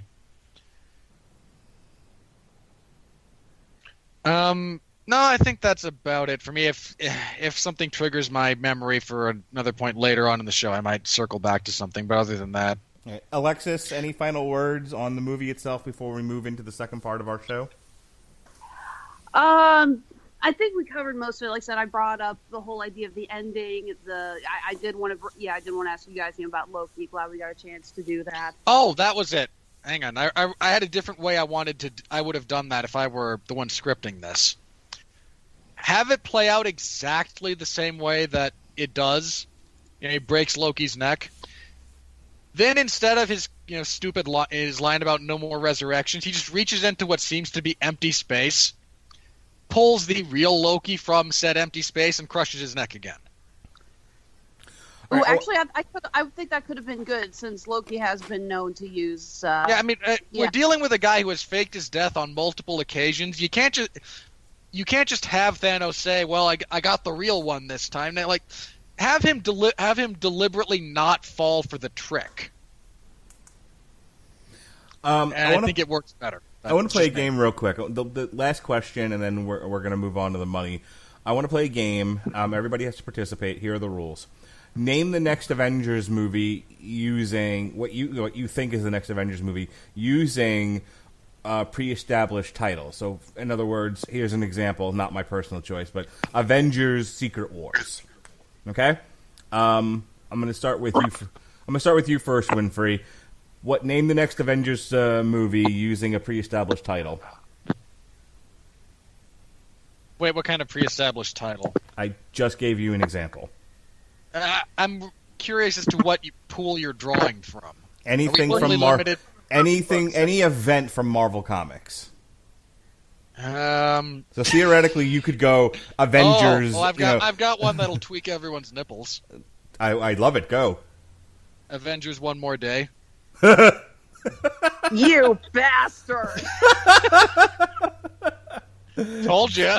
Get him, Alexis. All right, you used up your turn. I'm gonna go to Alexis next. Alexis, name the next Avengers movie. I am leaning towards. I'm honestly leaning towards Avengers Disassemble. That was a combo where they started to bring in some of the new characters. So I'm leaning towards that one. If by the fourth movie, Benjamin's again, gonna send me so much hate mail for that. That would be an interesting one. I mean, I don't know how they would adapt it, considering the whole plot of that one is the Scarlet Witch done lost her mind, and she's dead. I thought that was House of M, where she lost her mind. She loses her mind a lot. So much. She's so unstable. Yeah, the Avengers Disassembled was essentially like an ECW opening tag team medley of everything the Avengers have ever done, and at the end of it, it was the Scarlet Witch did it. I mean, like, she might go mad if she saw something really traumatizing, like having her boyfriend's brain ripped out. She's dead! She died. She disintegrated. Oh, nuts. I'm sorry. That's how much I cared about her performance. I'm sorry. All of us man-spreading men talked over you. What were you saying, Alexis? Oh, when you mentioned the ECW, I just said, Sean's not here to translate that for me. Oh, they opened up every pay-per-view with a series of tag team matches that descended into 9 other tag teams coming out with their music, and it became known as the ECW opening medley. Gotcha. David, name that Avengers movie. First of all, what the heck's manspreading? Oh, it's this podcast just got really different there. Trying to bring more millennial stuff into this. We tend to be Mark, an old stodgy podcast. I want to hip it up a bit. Don't. There's nothing about. Let me rephrase that. 85% of millennial culture, such as it exists, deserves to be left by the wayside. Of course, I know, us damn millennials walking around like we rent the place. Of course it is. Anyway, stop manspreading and stop mansplaining. Name that Avengers movie. Seriously, Okay. Don't ever bring those terms up again, Mark. I will fly down there and punch you in the nose. I don't know, next fight commentary, that might be a useful phrase to use. Okay, so I'm gonna go with, and this is how you do a segue, by the way, everyone. Avengers: Infinity Money. It's not Would really that be playing. Avengers: The Quest for More Money? Yes, there you go. That's Spaceballs go. 2 you're thinking of. All right, not really the rules are established for this game, but that's fine. By the way, I saw a Star Infinity Wars Money. cheese board in a store. Can we just say that Mel Brooks totally called it? Of course he did. All right, so In another 20 years, he'll have been more right about everything than we ever wanted to give him credit for. yeah, between Mel Brooks and The Simpsons, they really did predict 50 years of American pop culture and history. All right, so I'm going to name 2 because David broke the rules and the one Robert came up with was terrible. So, Hey, look, let me be clear. I don't know enough about the various events in the comic books to draw from. That's not a well of knowledge I have. mm-hmm. So I deliberately pulled from one that I just knew would annoy people. Maybe we could go with the Clone Wars. Would that work? No, it's going to be Avengers: The Desolation of Smaug. Anyway, There's a clone saga in Spider-Man. there is. There you go. Avengers into the Spider-Verse. All right. So the two I think they're going to go with. Both of these are based on things I've read. These are things I've surmised. Things I've hoped for. A combination of all three. All right. First nominee is Avengers: Secret War. I don't know if they're going to bring the Beyonder into this. I think that's a lot to ask for. But I do think that the concept of getting off planet and dealing with Thanos is probably something they're going to have to deal with, especially with Captain Marvel being in the movie. And I know the next chapter of the Marvel Cinematic Universe is going to be a lot more celestial than it has been. So I'm thinking cosmic. I'm thinking Secret Wars might not be a bad one to go with to launch that. The other idea I had, and this one I read from Comic Book Resources, the only way that this is ever going to work is if they use time travel. There's been discussions Adventures that in time. they're close, because I know you suggested that, but there's an actual title of an Avengers storyline that dealt with Avengers from different time periods. And rumor has it that some of the principal photography has these characters in various previous stages of their characters' lives. Captain America in the 40s, Thor with long hair, etc.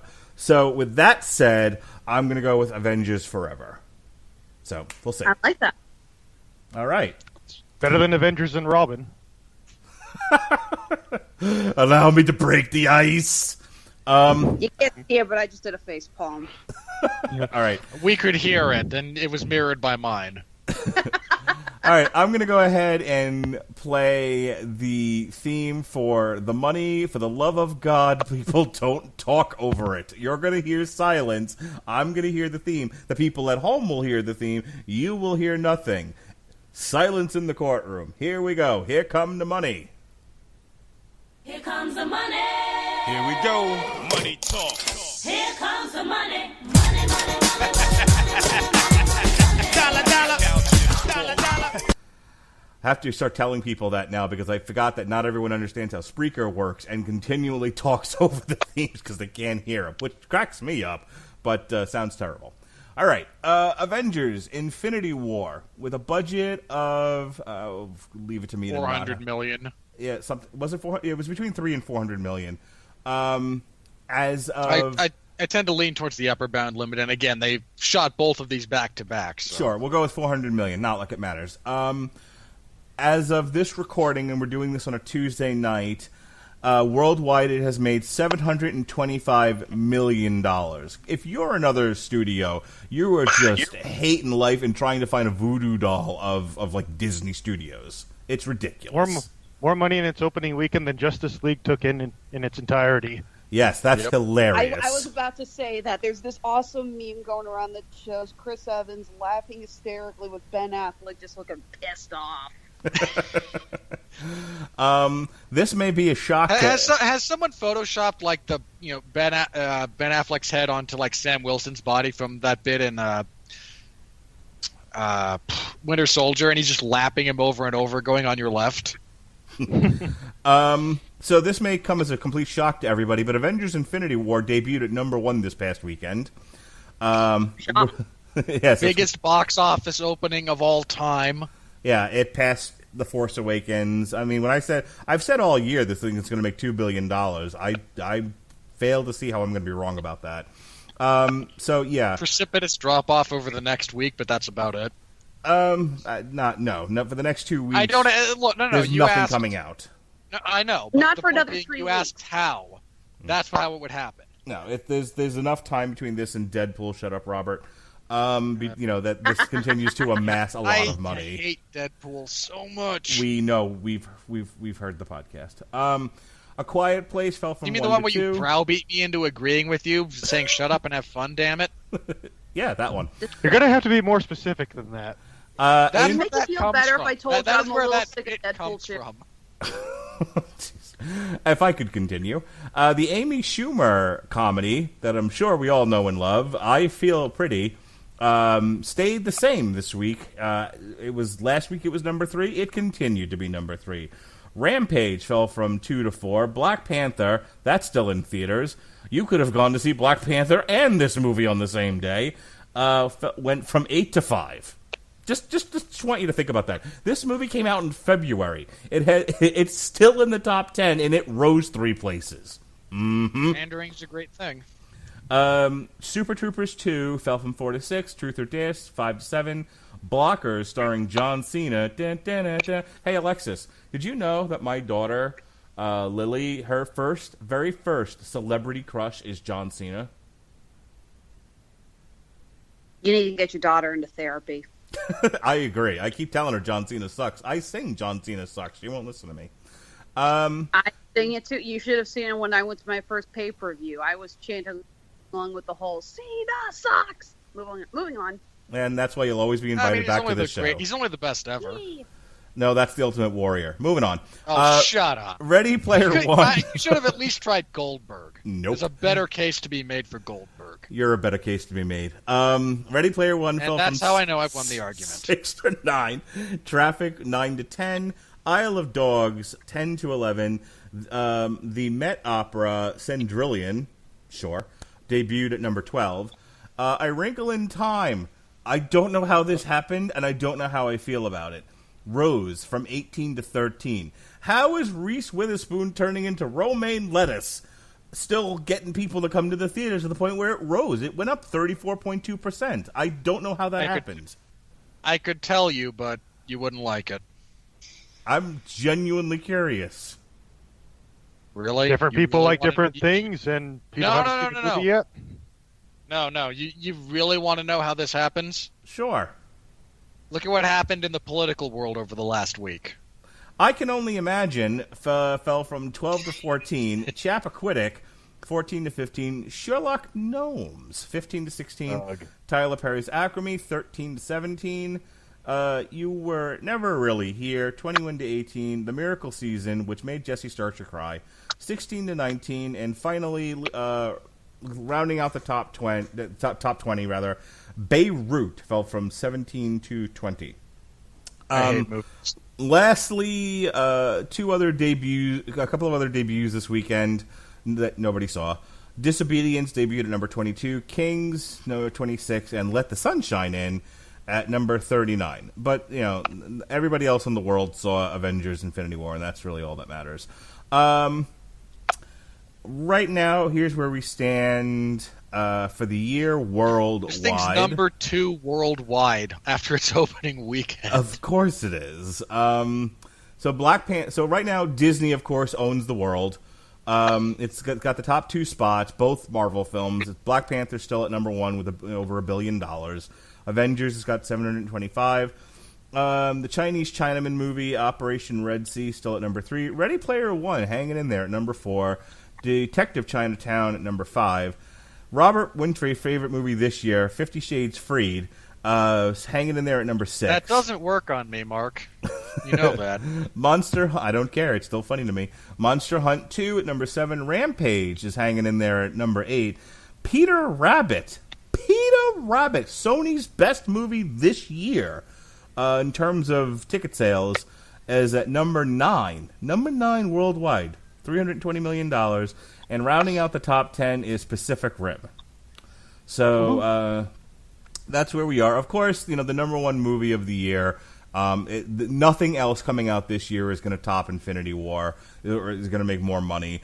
I mean, Jurassic World, the nostalgia has passed. People will see it. It'll make money. It'll probably make its budget, but it's not doing $2 billion. And again, even the new Star Wars movie this year is, it'll be lucky to break even, considering they had to shoot the movie twice. And their big like cliffhanger for the trailer is, will Chewbacca die? Like, he's not in the next 8 movies. All right. I mean, I don't have a whole lot to add to this. Again, I stand by my $2 billion mark. The question really then becomes: Does it make more overall than The Force Awakens, which made $2 billion?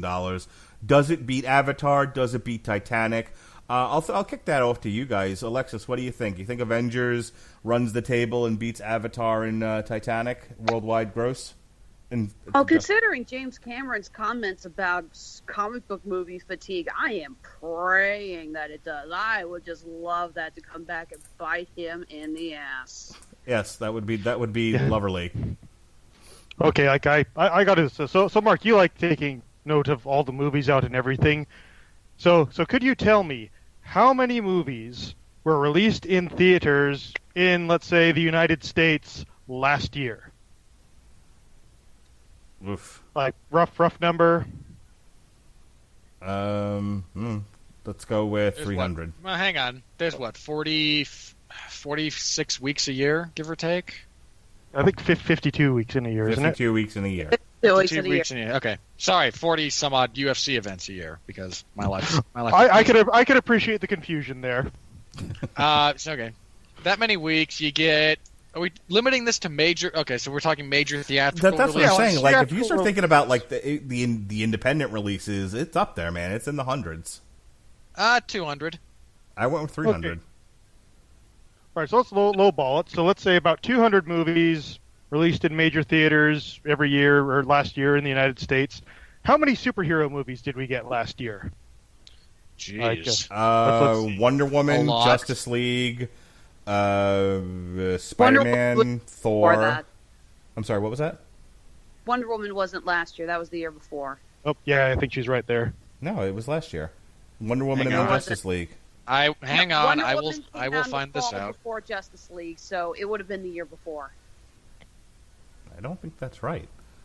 Wonder Hang Woman on. was last summer. It was on my birthday. Nope, it was a fall movie. I remember that. Nope, it was June. Hang on. Wonder Woman 2017. 2017. June 2nd, my birthday.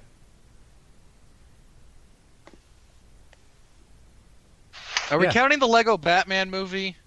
Okay, hang on. I want to make. I just to be clear. Yes, I'm looking at the wiki now. Wonder Woman was June 2nd, 1976. That was the year I was born. 2017. So yeah, Justice League, and Wonder Woman were last year. Spider-Man, Thor, and what was the first movie of 2017? The first Marvel movie of 2017 was it? Wasn't Doctor Strange? That was 2016 in November. Hang on. I have the list of films released in 2017 here. Hang on. I'm about to go to my calendar. Hang on, I'm going with you. Dog's Purpose, Resident Evil. We took that whole month off. Crappy Lego Batman movie that I didn't have to see. I was very grateful for that. Logan. Oh, Logan. that's a good. So we had Logan was the first one. Well, Logan was the first comic book movie, superhero. Yeah. I'll count it as a superhero movie. Wolverine, X-Men, Okay, all hang that. on. I think it counts. Nothing in March. April. Well, Logan was. We had March. Guardians. No, we had the second Guardians in April. Oh yeah, that's an important one. Okay, so yeah, those were the three Marvel movies. Was Guardians, Star Wars, Spider-Man, and Thor. Yeah, we had Okay. Wonder Woman, Yeah, which caught was that one. released depending on where you were in May. Are we counting think Power officially in Rangers? No. No. Okay. If you want to get technical, there was also a small movie called Wilson that was penned by Daniel Close, same guy who did Ghost World. All right. So what? Spider-Man. Where are we going with this, David? So all right. So there were 6 superhero movies released last year in the United States.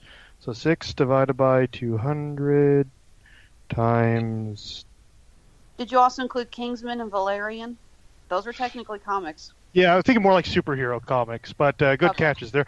Okay, so we have a whopping 3% of movies released last year in the United States were superhero movies. Can't you just feel the fatigue? They're just Fair they're point. going It's a crazy. long They're way to go overrunning for the that. entire box office. They're making nothing but superhero movies now. People are getting sick and tired.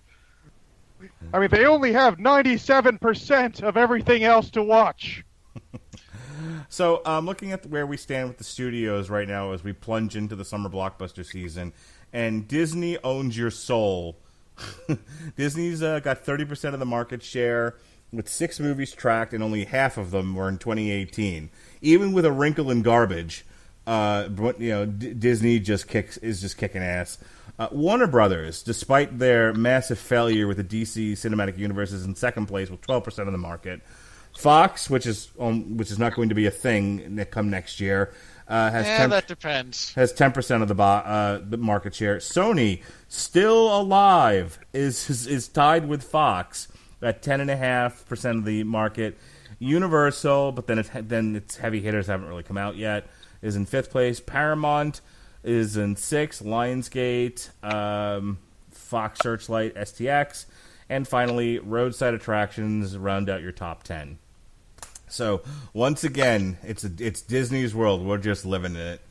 All right. Any other last comments here about the money before we move on to the third part of the podcast?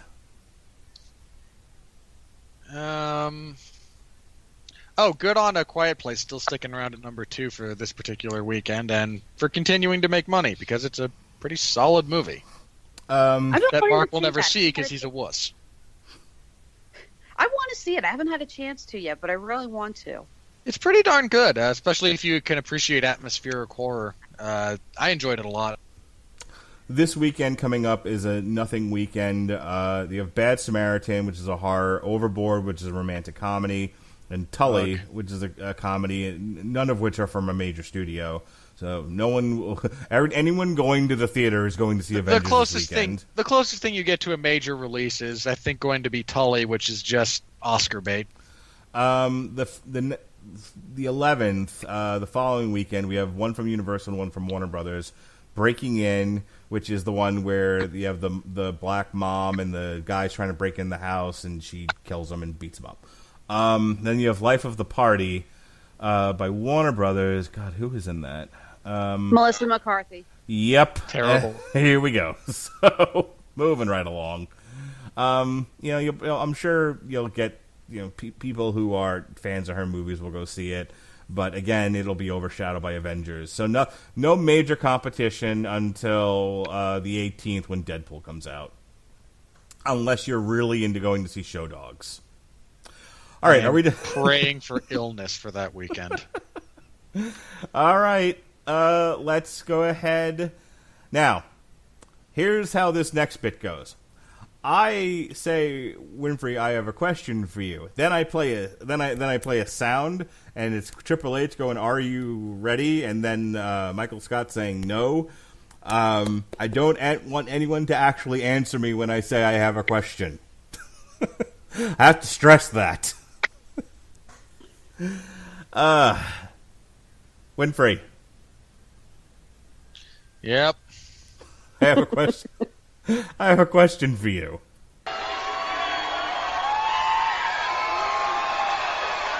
Are you ready? No! I said, are you ready? No, God! No, God, please, no! No! No! No! So, for the last couple of months, when we prepare to do this segment, I've been sending Robert pictures of some of these Rotten Tomato ones, the ones that I think are the most egregious, because I can't wait for the show. Do you just want me to?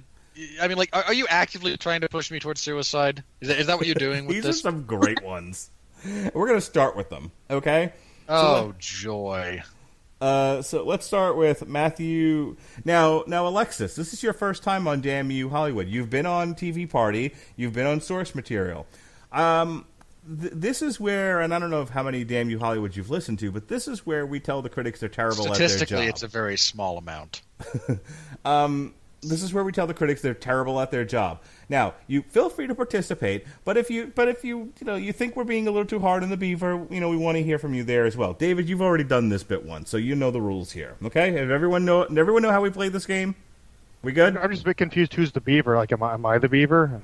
I am the Canadian. Waka waka. I'm going to assume we're good. A proud and noble animal. Yes, it is. I'm going to assume we're all good here, Dumb right? as a box of rocks, very social, but a noble animal. Matthew Raza of Salon.com, top critic.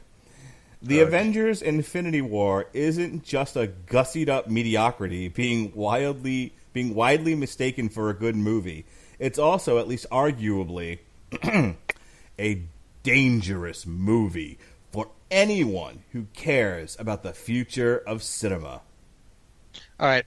$20 says this asshat gave a positive review to the first Avengers movie, which is the precedent that actually led us here. The inability of people to actually trace cause and effect is staggering, and it is deeply and profoundly troubling for the future of Western civilization. Points for using the word gusset, though. Yes. I'll do you one better. $30 says he gave a positive review to Justice League. Whoa. Oh, wow, that's fighting words. Well, She is throwing down. I was a little worried Alexis wouldn't be able to handle this. Nope, she jumped right in there. She's like, let me at him. It's a gussied up mediocrity. Yeah, so's the majority of these. So are the majority of films being peddled about. You probably felt morally obligated to give a positive review to A Wrinkle in Time because it had Oprah in it. And Reese Witherspoon turning into romaine lettuce. If only. God, anyone at home playing the drinking game, take a drink every time I say Reese Witherspoon turning into romaine lettuce. You will have alcohol poisoning by the end of any one of my shows. All right. Really want to get hammered? Take a drink when you're watching Thor Ragnarok every time you think or say, shut up, Korg. All right, here's one of our... Even if you like the... Let me be clear. Even if you like the movie, anytime you think or say, shut up, Korg, take a shot, and you'll be pretty well hammered by the end of that 2 hours. So, there are certain reviewers that I like to read from every week, mostly because they tweak Winfrey's nipples. This is one of the ones we hate the most. This is Mr. Roger Moore of Movie Nation.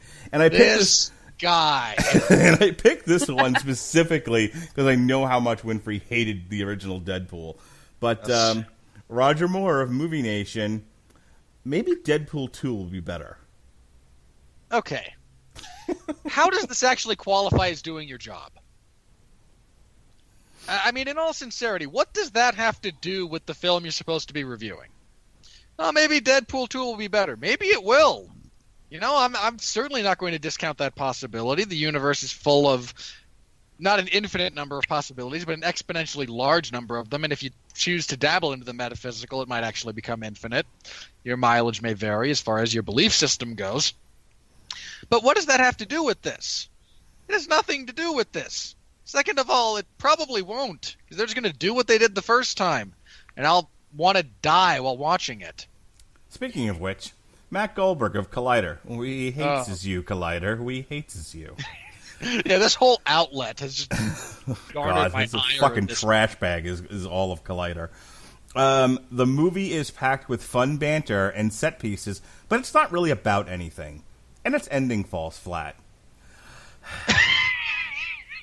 I think I remember something about a guy trying to get 6 magic rocks so he could end half of the life in the universe to prevent overpopulation, and basically having to sacrifice everything he had to do it. I get the feeling that this is the guy who sits there pouting when he doesn't get his happy ending. Yeah. I'm not even going to respond to that one. That's... Oh, the ending falls flat. Well, yeah, the bad guy won. I mean, I understand you might have actually never seen a movie of it with any sort of depth to it. But, Michael Corleone's not a good guy either, and he wins. Maybe Thanos should have talked to someone about milkshakes. Hugo Hernandez Valdivia of Cine Excepcion. Aside from a few frames of Thanos laboring on his feelings, there is no other commentary other than the idea of sacrifice. As though that's not... Oh, God. All right.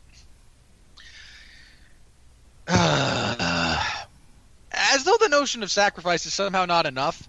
I mean, the fundamental notion of sacrifice is what actually separates us from the... It is the grand revelation along with human consciousness. And not to... I'm going to try to avoid getting, religious here. But the notion that you can sacrifice something in the here and now for a better future, the very concept of the future, is like fundamentally what separates us from every other animal species on Earth.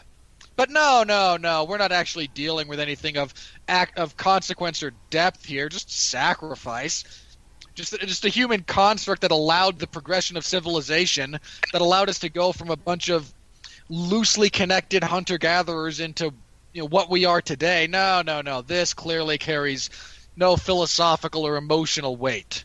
I mean, You? Citizen Kane wasn't about anything more than just like being rich and successful makes you into a jerk.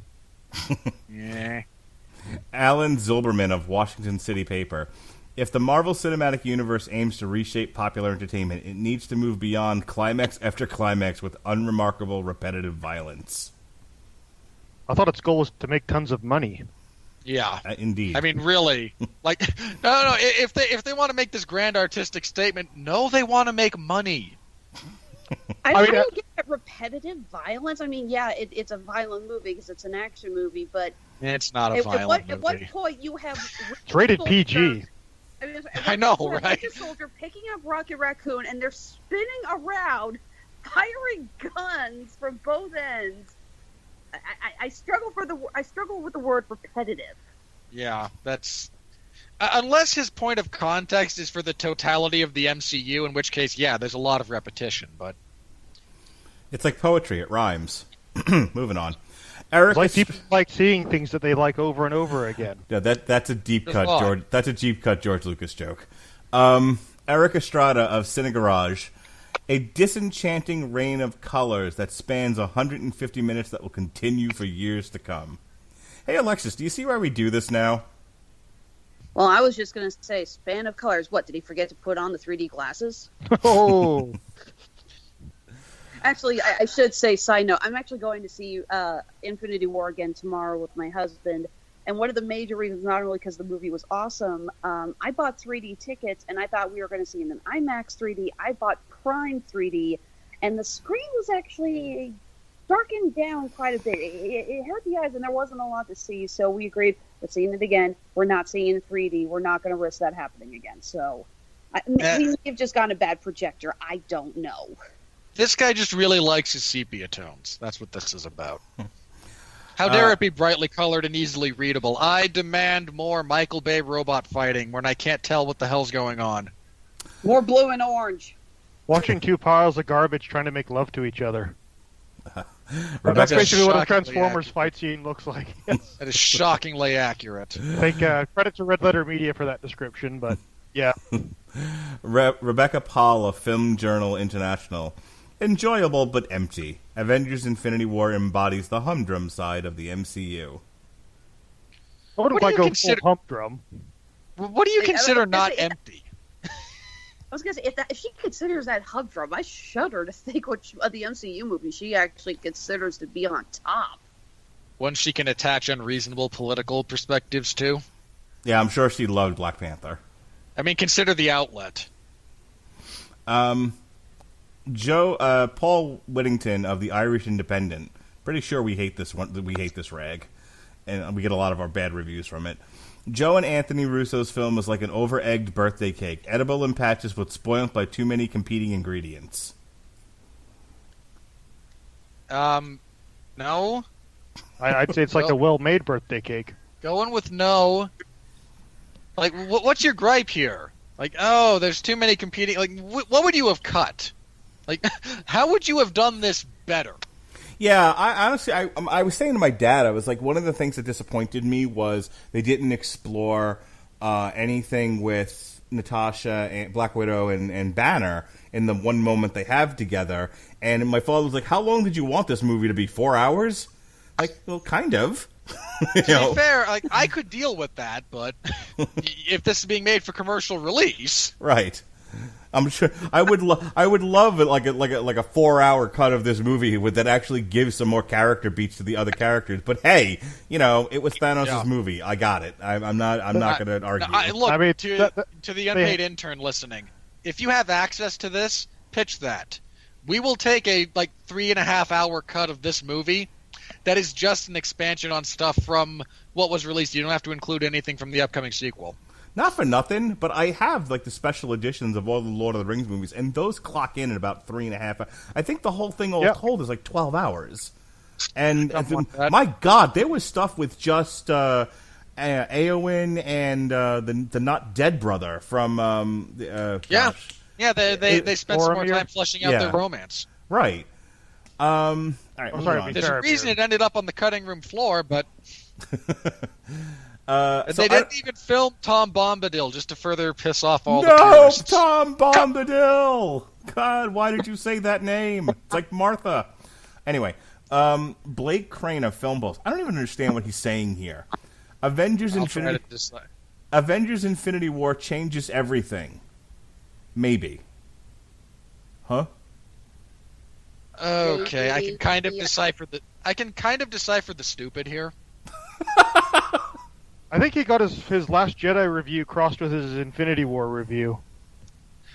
Possible. It's more that they were using this as one of the taglines, where will you be when everything changes? The maybe is because we know nothing's changing. They're not going. There is not the internal strength of artistic conviction to burn down the billion-dollar franchises that they've made in favor of trying anything different. Which is what this poor, unfortunate individual is trying to say. But I'm pretty good at kind of seeing through into what people are actually saying when they say stuff like that, because I have to do that on a somewhat weekly basis with fighters during post-fight interviews. No, I've only been concussed. Let me try to speak coherently. Makes you wonder if a lot of these critics are just completely incapable of suspension of disbelief. Going back to what we were talking earlier about how we know there's sequels and everything. Yes, we know these characters are coming back, but there is a joy in, just holding our breath and wondering, is this it? Is this finally going to happen? We know it's not, but we love playing along and immersing ourselves in that emotion. Yeah, well, for me, what I compare the Marvel Cinematic Universe the most to is basically Saturday morning cartoons. When I was a kid, I watched the 90s Spider-Man cartoon, which was pretty good. I remember it. And one of the things I was a kid, okay? Hit and miss. Oh, yeah, there were bad episodes. It hasn't well. It really hasn't. Dude, Yeah. Plasma. He needs plasma. It's just plasma's 90% water. Yeah. But it's that kind of story where it's just kind of fun. It's oh hey, we're meeting this new character, and you're we're doing an episode of Doctor Strange. It's oh hey, it's this wizard. And hey, here's wizard Blade. Stuff. Because yeah, here's Blade Blade works so well in this context. Okay, yeah, or Daredevil. It's hey, Peter Parker needs a lawyer. Hey, who's this Matt Murdock guy? Oh, apparently he has superpowers or something. But it's just that's the space that the Marvel movies take for me. I'm not going to say that the greatest films ever made, but I walk into one of those movies, I see the logo, the Marvel Studios logo, and I'm okay, I'm probably going to have a good time. And yeah, I pretty much always do. And I wish I did. That's all I really ask for.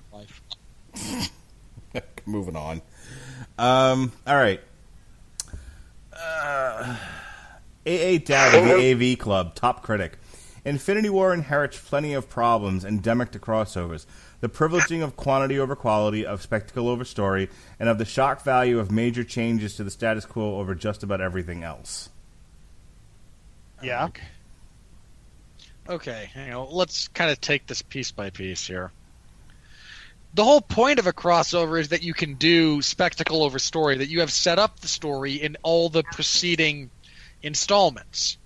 I don't even think that's a fair criticism here, because they actually give Thanos an arc. They give Thanos things to do. There is story behind that character. And as far as changes to the status quo, I mean, A, nothing's really changing, and B, yeah, that's kind of the point. The point behind these major crossover events is supposed to be that they are narrative beats, and the overarching narrative. These are the bumps in the road. These are the things that you have to correct for, and affect the course of things going forward. I mean, that is how these are supposed to be. That's what they are in most of the comics when they do big crossover events. It's to, in some cases, just hit reset buttons because, boy, we sure didn't like how that went. Ross Bonamy of Brightest Young Things. Infinity War feels about as emotionally empty as a child slamming action figures together. That is a high compliment. I mean, again... Hang on, Alexis, you were about to say something? Sorry, I wasn't about to say something. I just blurted out, jackass. Oh, okay. I wanted to make sure it was heard. Go ahead. Well, I'm curious. I mean, first of all, how you react to things emotionally is uniquely personal. Mark was like, "No, Peter," and I watched that and went, "Yeah, no, no." We both said no, Peter, but differently. I wanted the scene to end. No, just stop talking and go away. I'm just going to respond to that with a quote from Bob Chipman's review of the G.I. Joe Rise of Cobra movie. It's like, this is a movie about two secret organizations going at it with every single fighter jet, battleship, submarine, tank, and ninja that $150 million can put on screen. You know, the only thing missing from the action scenes is a disenchanted voice saying batteries not included, and everything looks like it was choreographed by throwing a bucket of action figures at a group of 5-year-olds and transcribing every single damn thing they do, and I mean that as the highest form of compliment. Take a breath. There's nothing wrong with getting into that headspace once in a while. There isn't, and again, I would challenge the, emotionally hollow bit with, just because you walked out of it feeling dead is not that. Hang on, that doesn't mean the movie failed in this particular instance. I mean, if you walked out of Thor Ragnarok like I did, feeling dead, or you walked out of Deadpool feeling dead, that means the movie failed you. And look, that does not mean the movie is a failure. It means it failed you, which is fine. Those movies aren't made for me. I can live with that. If you walked out of this feeling dead, it's because you were supposed to. I mean, and I understand that, we've spent 20 years debunking the importance of authorial intent, or in this case, filmmaker intent, but considering they kind of wanted you to feel that way, that does need to count for something. All right, we're going to start winding this down here. Michael Phillips of the Chicago Tribune, top critic.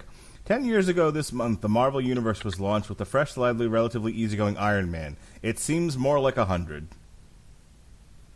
I mean, your personal level of jaundice and disenfranchisement is your personal level of jaundice and disenfranchisement. I don't get the comment. It feels like 100.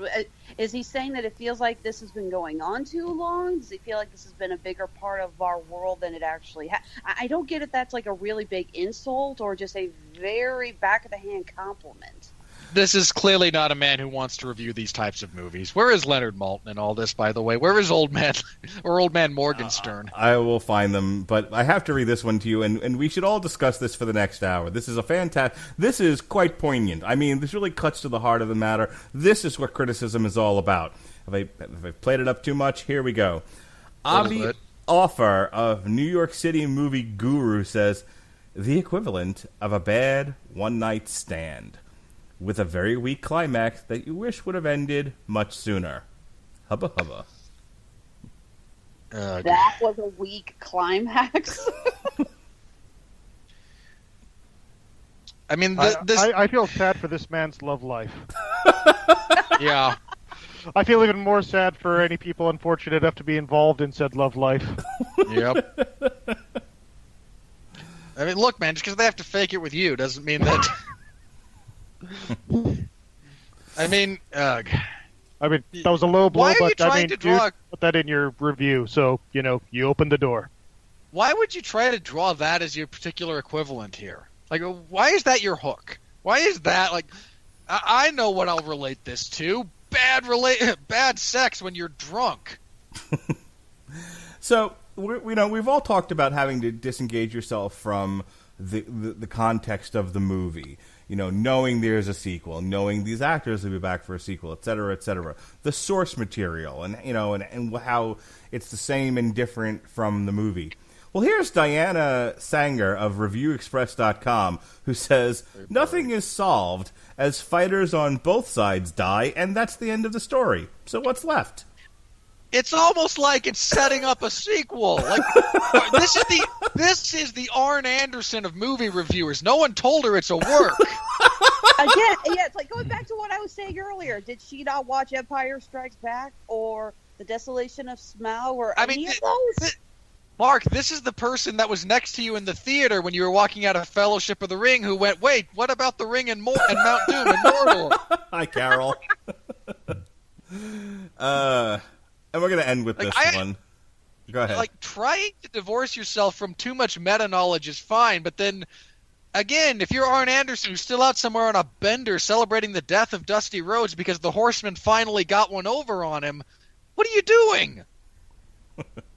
So none of the ones we particularly hate sent anything negative.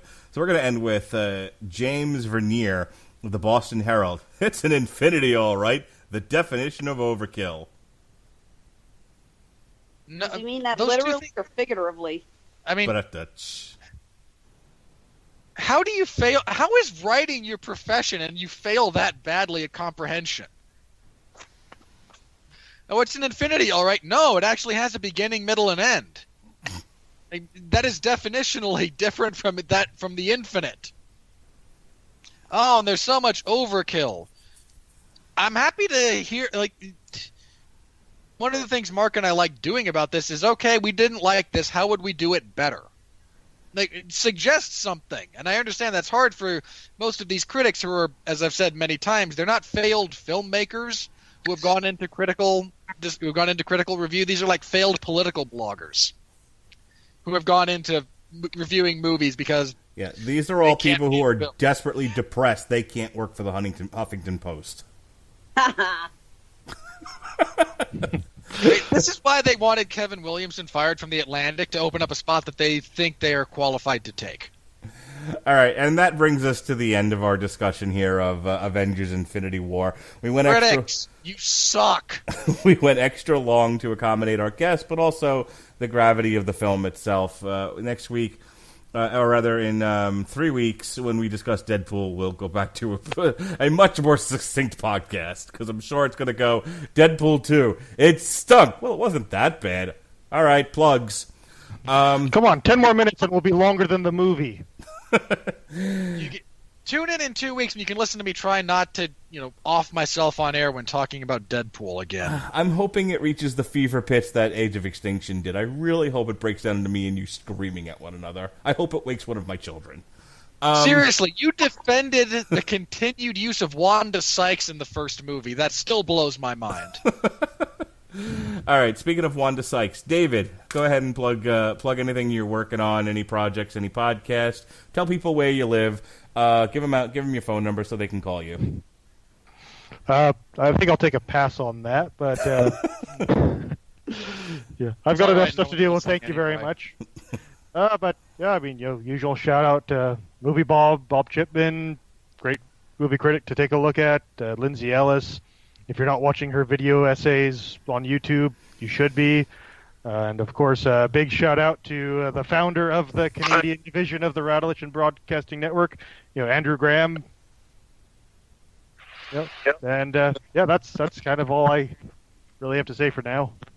Alexis Hana, hawk your wares. There is no active call. Shut up, Alexis. Not you, Amazon Alexis. Real Alexis. Human Alexis. Oh, that opens up so many possibilities now. You knew it was going to happen.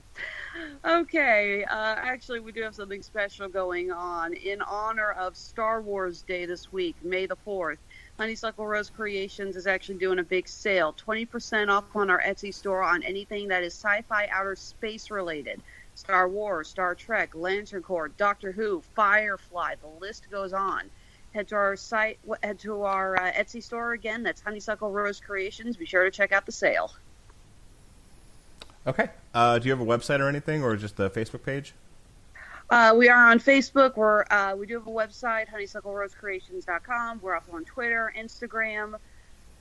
I am just kind of overexerting myself on social media at this point, but say a lot of people. All right. Absolutely a pleasure to have you both on. Remember, the door is always open. Anytime you have a burning desire, you know where to find us, and the door is always open. And yesterday, in celebration of the Avengers Infinity War, Source Material did Thanos Rising, the 5-part series on his origin. The previous week, the day Avengers Infinity War dropped, and it's currently in the archives, we revisited the Infinity Gauntlet graphic novel / crossover. It was myself and Pat Mullen, where we discussed that Thanos is actually a big pussy who's trying to impress a girl and failing at every turn when she turned and decided to be with the superhero hunk that is Adam Warlock.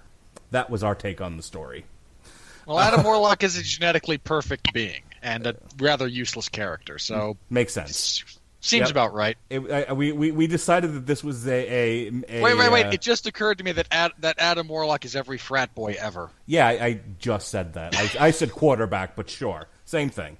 Tomorrow night, speaking of gods, tomorrow night on the Metal Hammer of Doom, we will be reviewing the new Godsmack album, When Legends Rise. And because Pat Mullen thought this was a good idea, Bruno Sammartino recently passed away. We're going to look back at the legacy he left in the world of wrestling, and then we're going to commentate on one of his matches, specifically a match at the Madison Square Garden with superstar Billy Graham. So check that out. It's me and Pat Mullen talking Bruno, his legacy, and commentating on one of his matches. Next week, here on the Rattlegion Broadcasting Network, Source Material will be looking at He-Man, Thundercats, the 5-issue crossover event from DC Comics, and there's a brief discussion in that show of, first of all, the best time to have brunch, because this all occurred at a night where I was trying to plan Mother's Day and wanted to punch my dad in the throat. Long story. But that's not a long story. That's your average Tuesday. True. Love you, Dad. But we also talked about, playing with He-Man figures and Thundercats, and a really neck-beardy conversation over which make the better wrestlers, G.I. Joe figures or He-Man. I voted for He-Man. Speaking of He-Man, On Trial returns on May 8th. We're going to look at the board game movie adaptation, Battleship. I'm probably going to defend it because I am a glutton for punishment. Oh. Sucks to be you, man. Mark, there's a reason Taylor Kitsch can't get work. Let's see. Am I set to defend this thing? I think I am. Yes, I'm defending. Hot damn! I'm so excited. I mean, Peter Berg directed this. Yeah, it's awesome. I love Battleship. No. It borrows leftover sound effects from one of the Transformers movies. It really does. It really does just use random sounds from Transformers. It's fantastic. Random visuals from Transformers, too. Yep, this is cinematic art at its finest. Battleship on Trial, May 8th. Check it out. It is awful, awful, awful. I will say this. If you didn't see the movie, don't. Just listen to these two talk about it. You'll be better off. That's the movie that made us all quote Jay Sherman. If the movie sucks, just don't go. Yeah. Just don't watch. Yes, Jay. Everything stinks. And speaking of stinks, on the Metal Hammer of Doom, we'll be reviewing the new Monster Magnet album, Mindfucker. And that's enough plugs for me. Winfrey, do your plugs and take us home. All right. This coming Sunday at 8 p.m. Eastern Standard Time, we will have the 411 Ground and Pound radio show back in action. We took last week off because there was nothing to talk about. I mean, there was a Bellator card we could have previewed, but I hate Bellator. And apparently Frank Mir got wrecked by Fedor. Yeah. I wish I could be happy about that because I'm a big Fedor fan, but I can't. It's Bellator. I just can't. Now they're gonna have to. Now they're hyping up because the next round of that tournament's gonna be Fedor and Chael. I would rather eat glass. Okay. Anything else, sir? Hang on. Well, this week we'll be previewing UFC 224. Pretty sure. Yes. Which is not a good card. Yes, you are previewing UFC 224, which is Nunez versus someone who's going to get wrecked by Nunez. Yeah, it's not a good card. Oh, God, it's a But Cal we'll Pennington. Oof. Yes. That division sucks. So we will be previewing all of that. And the week after that, we will be reviewing that. And I think we'll be previewing the Chile card. Yeah, we will be previewing that one, which got a new headliner. It was supposed to be Kamaru Usman and Santiago Ponzinibbio. Ponzinibbio fell out. So Damian Maia steps in to fight Usman. So we'll preview that card. That's also not a very good card. They're in Chile for this, right? Yeah. This is their debut in Chile. Boy, that's not a good card. You would think Winfrey drank, but he doesn't. He has to do this sober. I do not drink. That is very true. So you can look forward to that. I will have live coverage of those events as well in the MMA Zone 411 Mania. So if you're into the sport of mixed martial arts, stop by, say hello, follow along if you're so inclined. I won't be on any of the upcoming podcasts for the next couple of weeks, apart from those, I don't think. But I will be back For Deadpool.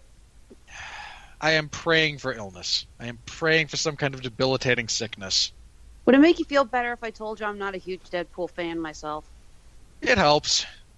But I have a reason. Comic-Con vendor. I see at least 10 Deadpool cosplays a week. More or less than the Harley Quinns.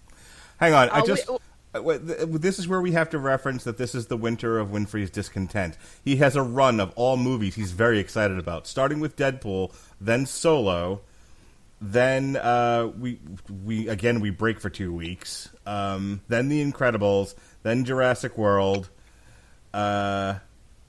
we break again, then Ant-Man and the Wasp, then Skyscraper, another break, then Mission Impossible Fallout, Christopher Robin, The Meg, and then finally The Summer is Over. Yeah, there's 3 of those that I'm actually looking forward to. Maybe. I think Incredibles might be good. I mean, Pixar has a great track record to begin with. I'm looking forward to Skyscraper because The Rock being John McClane is like that. That's can't miss in some respects. It's Die Hard with one leg. I am kind of looking forward to Christopher Robin as well. Being a huge Winnie the Pooh fan. So, real Can quick, you guys do me a favor on that one? Possibly. Could you make mention of whether or not they acknowledge the Canadian roots of Winnie the Pooh in the film? I'm guessing they're probably not going to, but... You mean if they eat maple syrup and say A? No, like the name comes from bear mascot for Canadian Forces Regiment in the First World War, named after Winnipeg, the city. Oh, you no-selling fool. Real quick plug for Alexis Hana. Her next appearance on the Source Material podcast will be Kingdom Come, and that will be August 27th. Ooh. Glad you reminded me about that. Yes, that was the idea. All right, I think that's everything. Yeah? I'm pretty sure that's everything apart from my... Okay. If anyone in my area, and I live in central Utah, if you know of a somewhat disreputable restaurant where I can get food poisoning pretty consistently... Just saying. You're not getting out of this. You used your one getting out of jail free card. You used it on Barbie, which isn't coming out this year. No. I get it back if the movie doesn't come out. That's the rule. That's not in your contract. All right. That absolutely is in my contract. All right. I'm taking over the outro here, God damn it. For Alexis Hana of Honeysuckle Rose Creation, for David Wright from our Canadian office of the Rattledge and Broadcasting Network, for Robert Winfrey, who is discontented. Might not be here in 3 weeks. I'm just throwing it out there. Yes, you will. You don't know that. I'm your mandated reporter, and frankly, I'm mortified, Mr. Mark Rattledge, and this has been our coverage of Avengers Infinity War. We'll be back in 2 weeks for Deadpool. Be well, be safe, and behave. And for the love of God, don't talk over the outro. Like this.